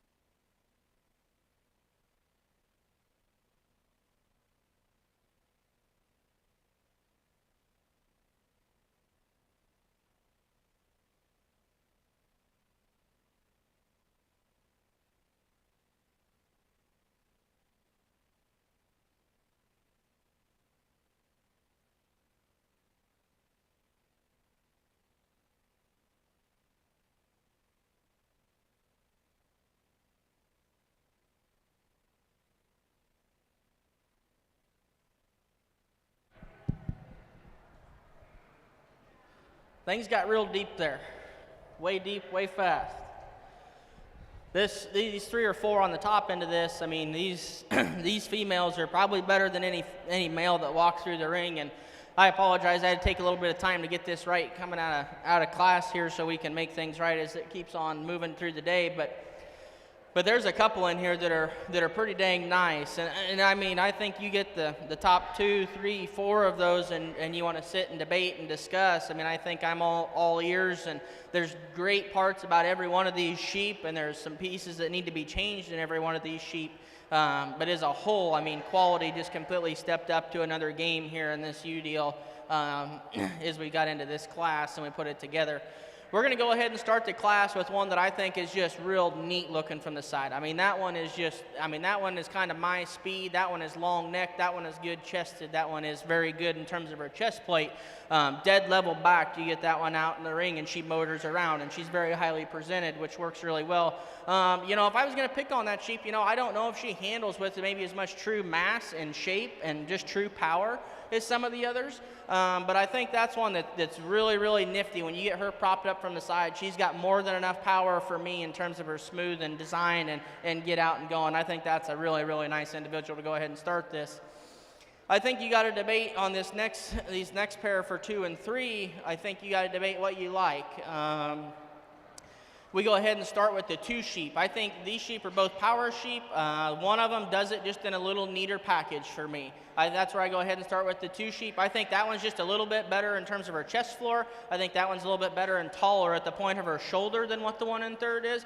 If I was going to get picky on that one, I think we got to change that one in terms of her hip. I think her pin's got to be changed. I think we got to make her bigger and bolder and squarer out of the top side of her hip. But I mean, a sheep that's massive and bold caged and just really neat looking from the side, and some wild and out there pieces, but a really good individual coming in second. And the individual in third, I mean, that's the wicked one. I mean, that's the one that if somebody says, man, that's it, then you're all in. I mean, her pieces are wild. I mean, that is the biggest back, the biggest cage, the biggest hip and rump that we've seen today. When I think I got to get picky on that one gets just a little common in terms of the point of her shoulder for me. I think she gets just a little common in terms of how she's put together on the point of her shoulder. And I think the big hole that does stick out to me on that one, when you get your hands on top of that one's loin does not tie in conjunction with her back and her rack in terms of going into her hip. But that is one sheep that is very, very impressive. And I don't want to take a third place away or any credit away from that kid, because that sheep that's a nifty looking sheep that just needs to be put together just a skosh better. But that trio on top was very, very good. We move into the 4th place sheep, and this is one that I think if we were broke into our own weight classes and our respective groups a little bit, this is one that's really, really nifty. We just don't get a chance to probably get her up there in terms of maturity and size like the others, but I think if you let her get to that point, this one has the capability to do that. This one's really neat looking from the side, tall shoulder, good neck, good chested. I think we got to fix that one in her hip loin junction. I mean, that's the glaring issue to me as we go through that one. I think we need to make sure that one handles a little fresher just in terms of her skin quality today, but that's a really good individual that I hope feeds on later and that young lady has some success, because that's a nice one. Moving on into the next one, and we got to pull 2 classes together here on this, so you kind of got to pick and choose and make a really deep class as you started. This one hit me really hard when we were sorting these in heat. This one hit me as we're motoring and floating around the ring. This one's really high-headed, high-necked, good flat-shouldered, good caged. And when she gets out and goes, she probably looks as good as anything in terms of handling her hind wheels. And when she plants them, she's good and she's square. In terms of moving her up in the class, we just got to make that one more exotic in terms of her cage. We got to make her a little wider stifle to stifle, and we just got to put more product in that one. But one from the side and on the move that you really, really got to like.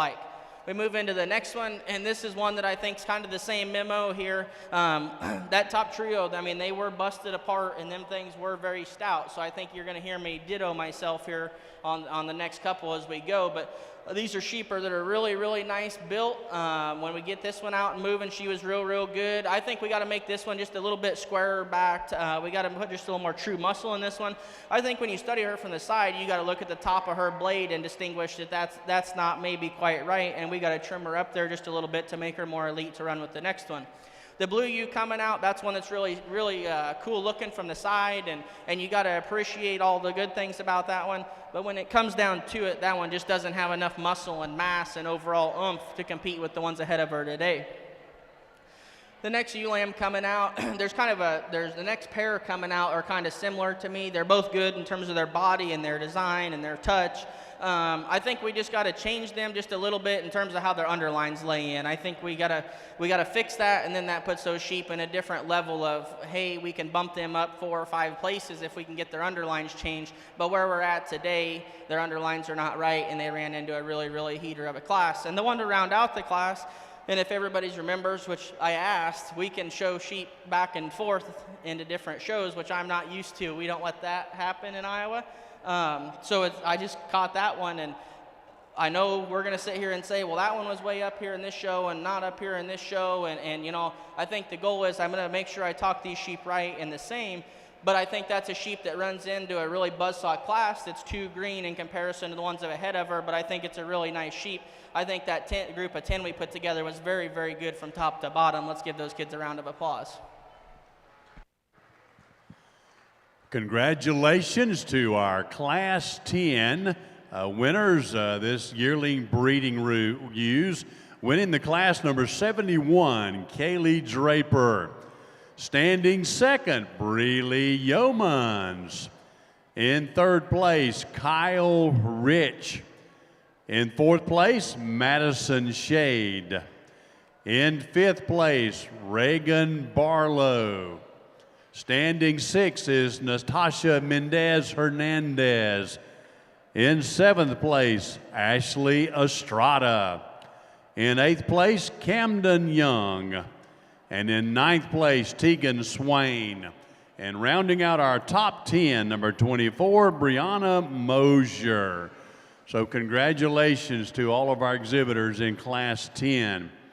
We now will have our Breeding Lamb Show Grand Champion Run. It's being sponsored by Ocala Equine Hospital in memory of Callie Irwin. We'll have 4 entries. Our winner from Class 7, Reagan Barlow of the Bellevue High FFA. Representing Class 8, Erica Estrada of the Dunellen High FFA. Our Class 9 winner, Reagan Barlow of the Bellevue High. And representing Class 10, Kaylee Draper of the Bellevue Bald Eagles. We'll also bring back our 4 second-place lambs, the second-place winner in each of these classes. Second place in Class 7, Erica Estrada, Dunellen High. Our second-place lamb in Class 8, Kaylee Draper of the Bellevue Bald Eagles. Our second-place entry from Class 9, Ashley Estrada of the Dunellen High FFA. And our second-place lamb in Class 10, Breely Yeomans of the Kendrick 4-H Club. Our judge will make his selection on our grand champion, and then that second-place lamb will be pulled up in that spot to compete for the reserve grand champion.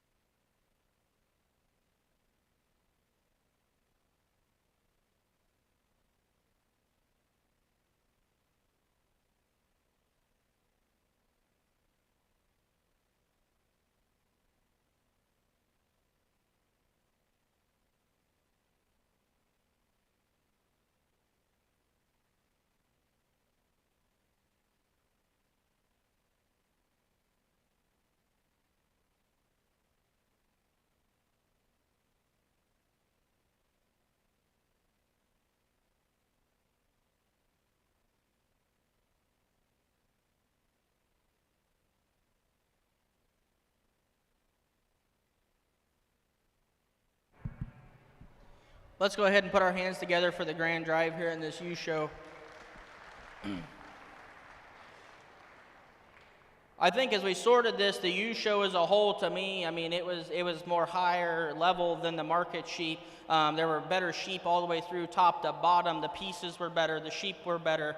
So I think when you look at this final drive, I mean, this ain't a slouch of a final drive. I mean, I think that puts some things together.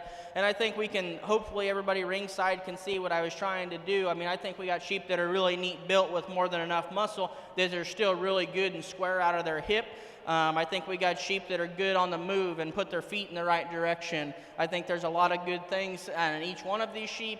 I'm not going to go through and talk them. We talked them enough in class. Let's put our hands together. I got to do some thinking here for Grand and Reserve. Like I said, this was a tough deal. So put your hands together, and I'll select a Grand and Reserve here.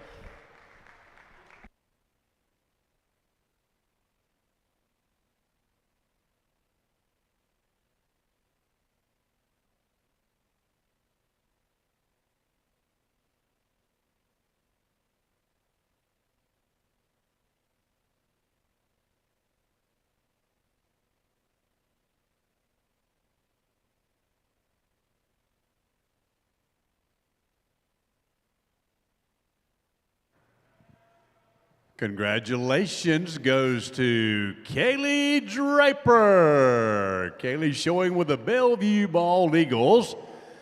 And this is your 2024 Grand Champion breeding ewe. Congratulations to you, Kaylee. Moving up in that hole is Breeley Yeomans, whose lamb was second in that class.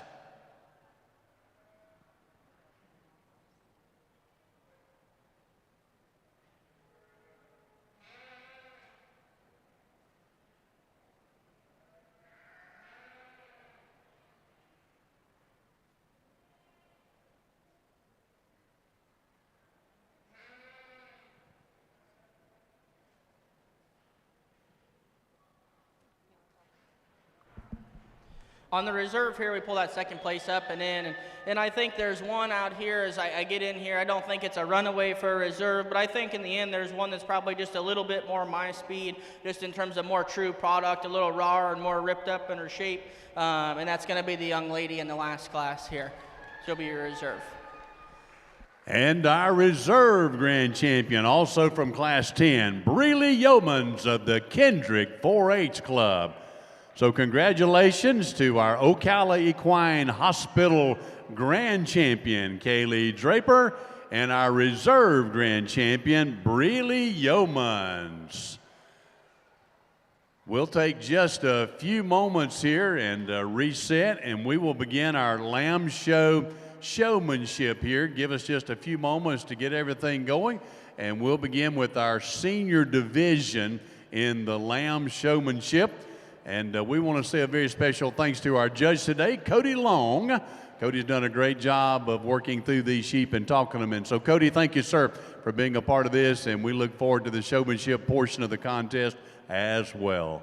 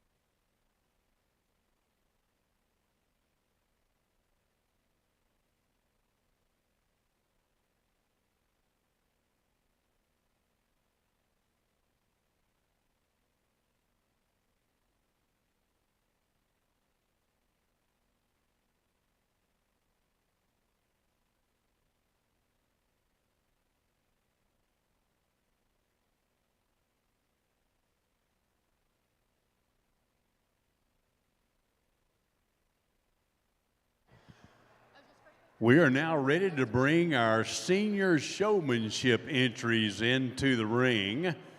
Our senior showmanship is being sponsored by the Ocala Business Leaders. We will have two different heats in our showmanship senior division.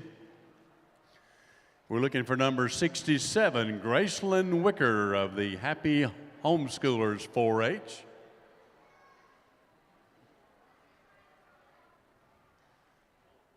Number 1, Breeley Yeomans. Breeley showing with Kendrick 4-H. Number 100, Brant Cagle of the Lake Weir High FFA. Entry number 2, this is Shelby Schroeder showing for the Forest High FFA. Number 22, Scarlett Ernest showing with Southern Roots 4-H. Number 24, Brianna Mosier showing with Forest High FFA. Number 26, Ireland Shea with the Dunellen High FFA. Number 3, Caitlin Burke with the Forest High FFA. Number 31, Will Smith with the Wild and Country 4-H. Number 32, Reagan Barlow of the Bellevue High FFA. Number 33, Riley Hall of the Lucky Learners 4-H. And number 35, Madison Morgan of the Westport High FFA. Number 36, Grace Smith, Westport High FFA.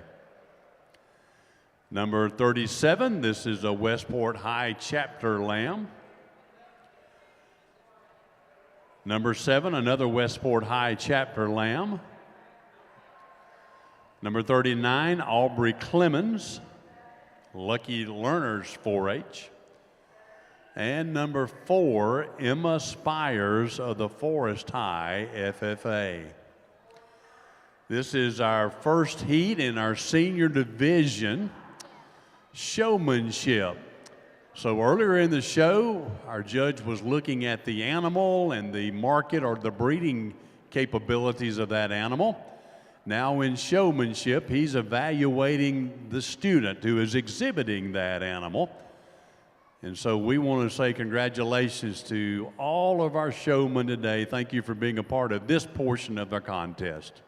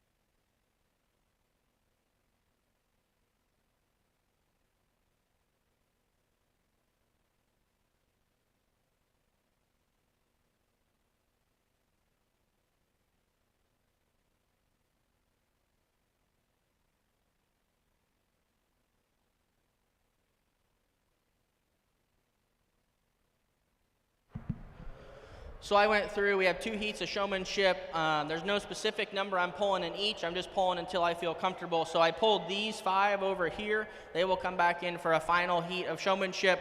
I went through and talked to everybody else on some things they did good and some things we need to change moving forward in order to elevate them to the next level. Let's give these kids a round of applause and we'll bring the next heat of showmanship in.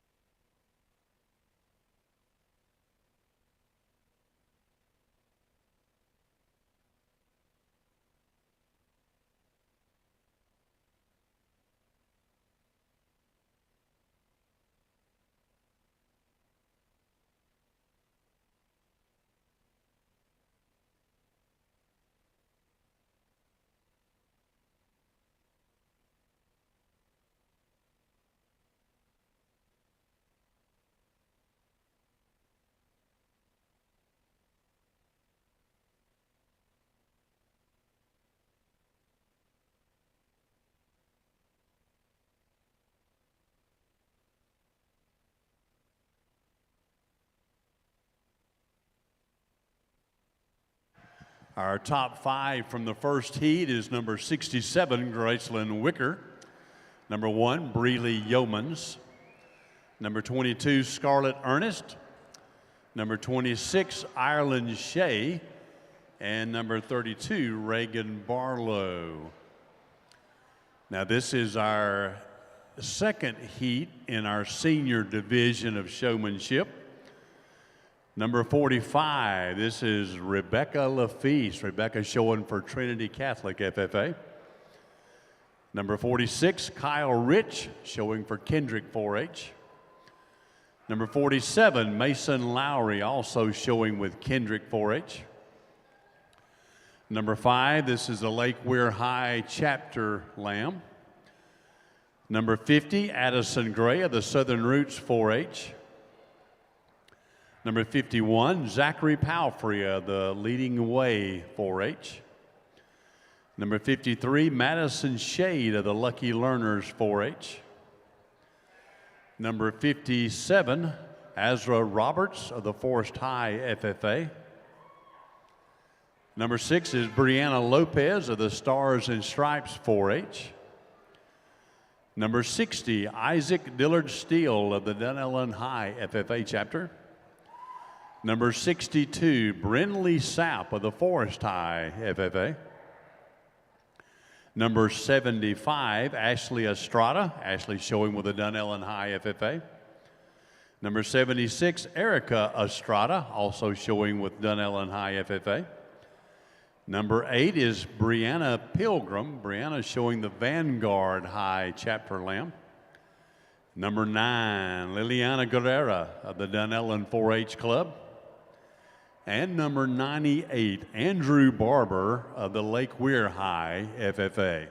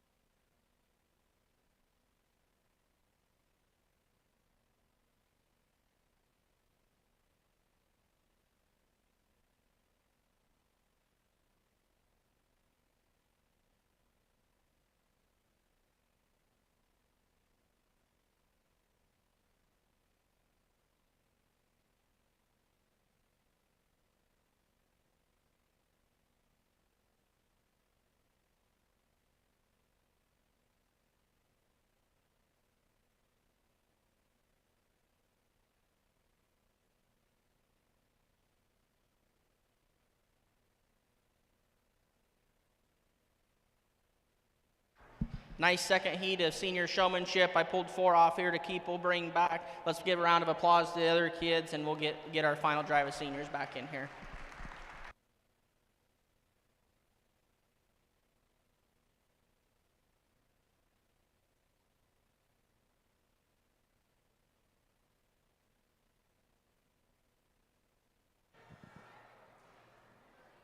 Our 4 exhibitors that will be coming back out of this second heat, number 46, Kyle Rich of the Kendrick 4-H Club. Number 53, Madison Shade of the Lucky Learners 4-H. Number 75, Ashley Estrada of the Dunellen High FFA. And number 76, Erica Estrada of the Dunellen High FFA. Our top 5 from the first heat will be coming back into the ring now. Number 67, Graceland Wicker, Happy Homeschoolers 4-H. Number 1, Breeley Yeomans of the Kendrick 4-H. Number 22, Scarlett Ernest, Scarlett showing with the Southern Roots 4-H. And number 26, Ireland Shea of the Dunellen High FFA. And number 32, Reagan Barlow of the Bellevue High Junior FFA. These are our top 10 senior showmen, and they'll be vying for these number 1 positions in our senior showmanship.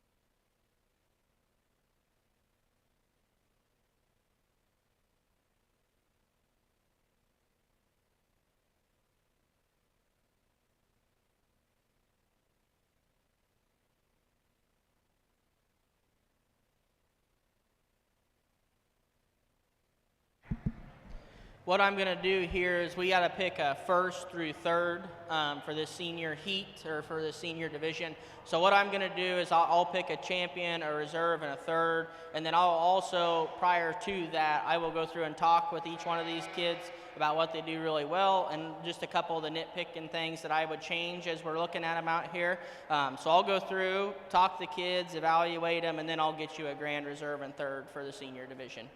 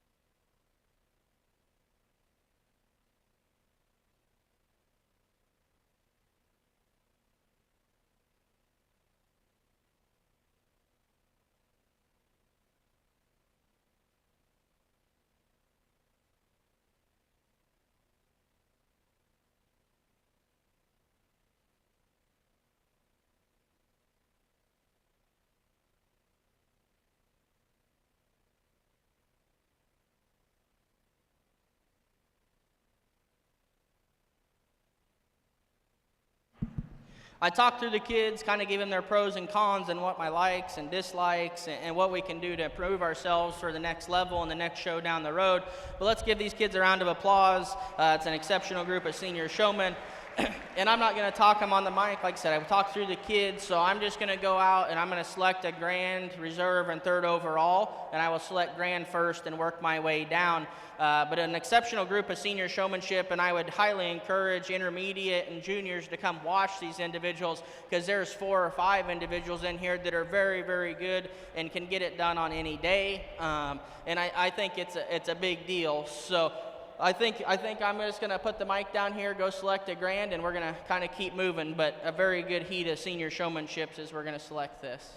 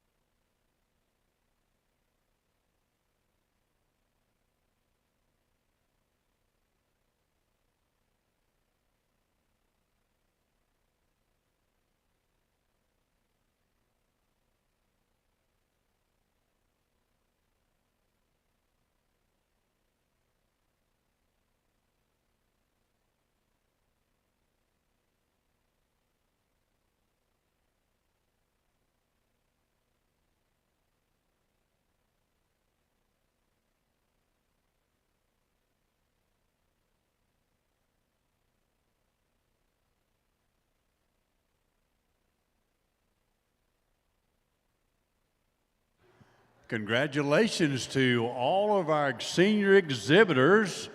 Winning our senior showmanship, Reagan Barlow of the Bellevue High Junior FFA. Standing second in our senior showmanship, Kyle Rich of the Kendrick 4-H Club. And in third place in our senior showmanship, Ashley Estrada of the Dunellen High FFA chapter. So congratulations, Reagan, Kyle, and Ashley, winners in our senior showmanship. We'll give a moment for some pictures here and some autographs and all those good things, and we'll be back in just a minute with our intermediate showmanship. Again, we appreciate Ocala business leaders sponsoring our showmanship contest today.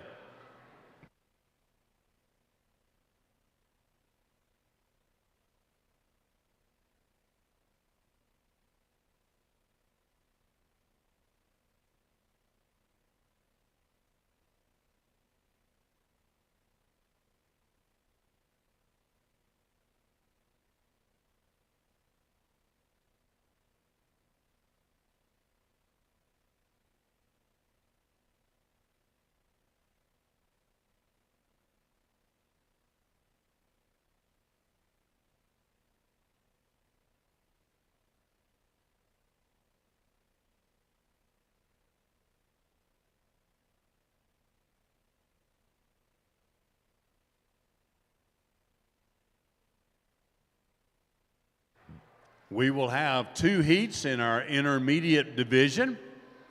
In this first heat, number 13, Emma Blackburn of the Wild and Country 4-H. Number 23, Natasha Mendez Hernandez of the Bellevue Middle FFA. Number 27, Eva Slaughter of the Liberty Middle FFA. Number 28, Addison Hewitt. Addison showing with Liberty Middle FFA. Number 30, Sydney Antoine of the Bellevue Bald Eagles. Number 34, this is Holly Heidevick with the Dunellen Christian Academy FFA. Number 38, Brooklyn Risner of the Osceola Middle FFA. Number 49, Zoe Winslow of the Fort King Middle FFA. Number 54, this is Aubrey Torres showing with the Bellevue Middle FFA. Number 55, this is Abby Tuggle of the Fort King Middle FFA. Number 58, this is Hope Sackrider showing with Southern Roots 4-H. And number 31, this is Carly Cook showing with Wild and Country 4-H. This is our first heat in the intermediate division.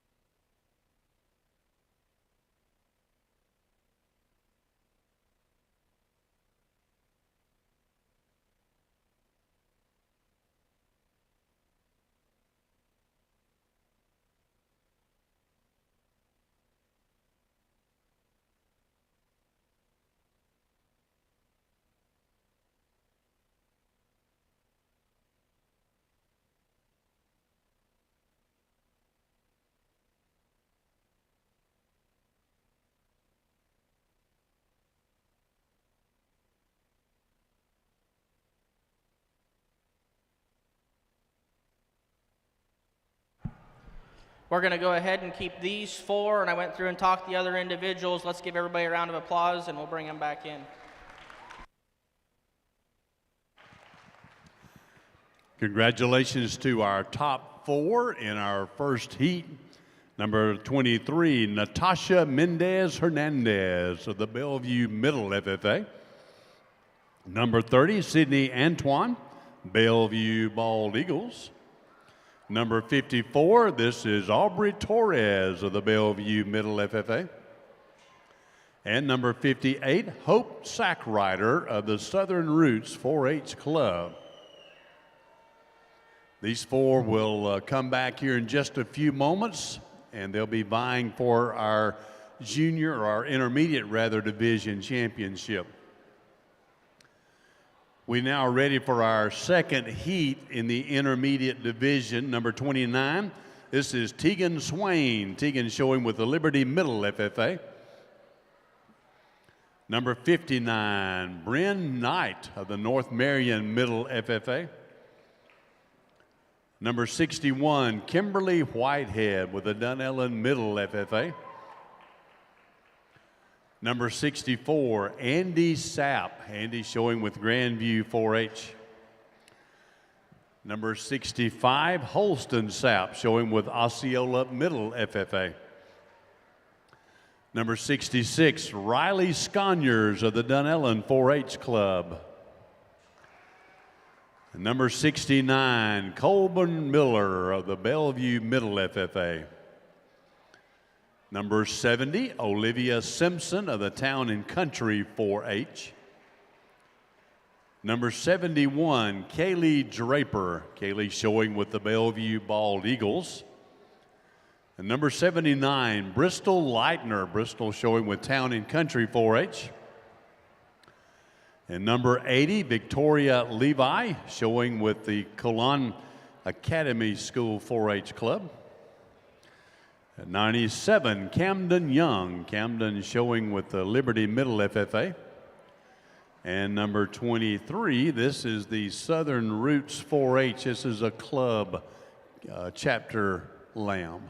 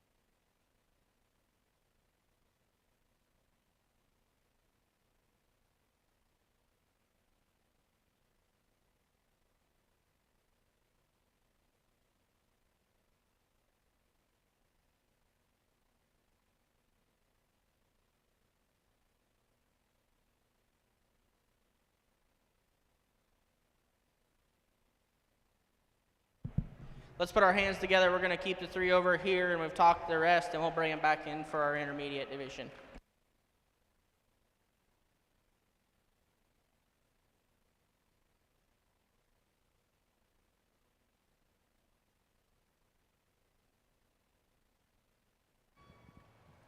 Our top 3 showmen in our second heat. Number 70, this is Olivia Simpson. Olivia with the Town and Country 4-H Club. Number 71, Kaylee Draper. Kaylee showing with the Bellevue Bald Eagles. And number 23, this is an entry for the Southern Roots 4-H.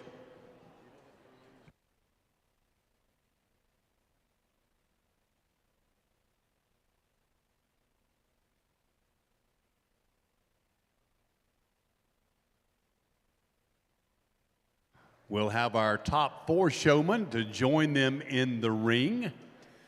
And these 7 entries will be for our top 3 intermediate showmanship places.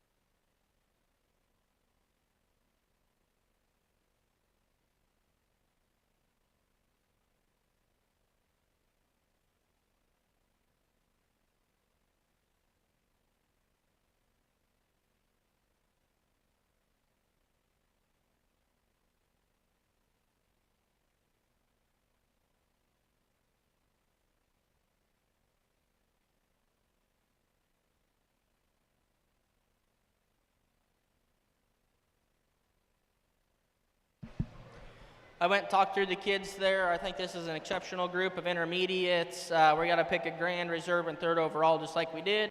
So I'll put the mic down here, go select a grand, and work my way to third. Let's give these kids a round of applause.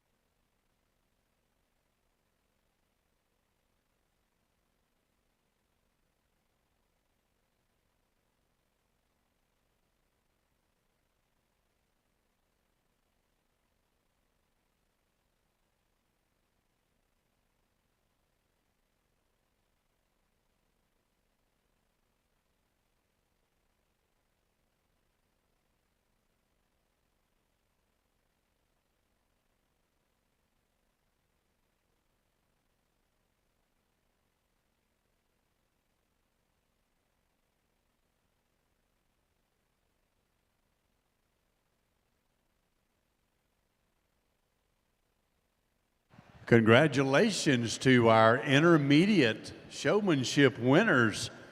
Winning our intermediate division, this is Kaylee Draper of the Bellevue Bald Eagles 4-H Club.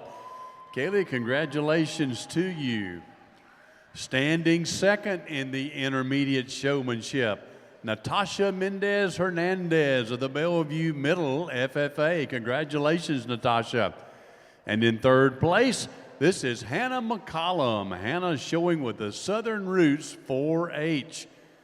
So we want to say congratulations to these three young ladies on their wins in the intermediate showmanship division. Again, we appreciate Ocala Business Leaders as our sponsor of our intermediate showmanship. We'll give them just a moment, and then we'll have our junior division. We have one heat that'll be coming in to the ring this afternoon.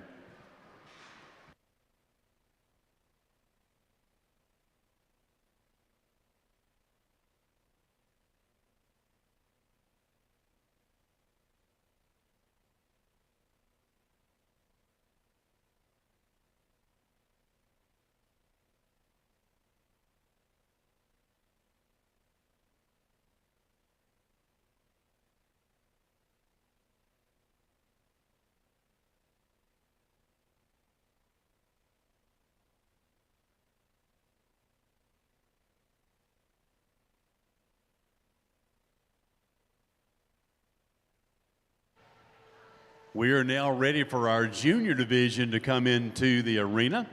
Our junior division being sponsored by Showcase Properties. We have number 21. This is Shundell Chambers of the Stars and Stripes 4-H. Number 25, Callie Ray Cassidy of the Majestic Oaks 4-H. Number 40, Joseph Henrick of the Kendrick 4-H. Number 41, Wells Seiler, also of Kendrick 4-H. Number 48, Amelia Oberly of the Dunellen 4-H Club.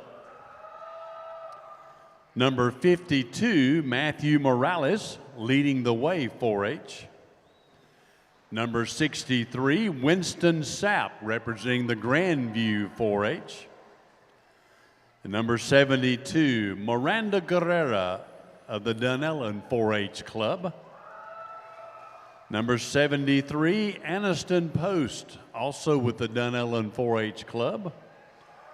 And number 84, Blake Morales of the Leading the Way 4-H. This is our junior division of our showmanship contest. And congratulations to all of these exhibitors here in the ring today.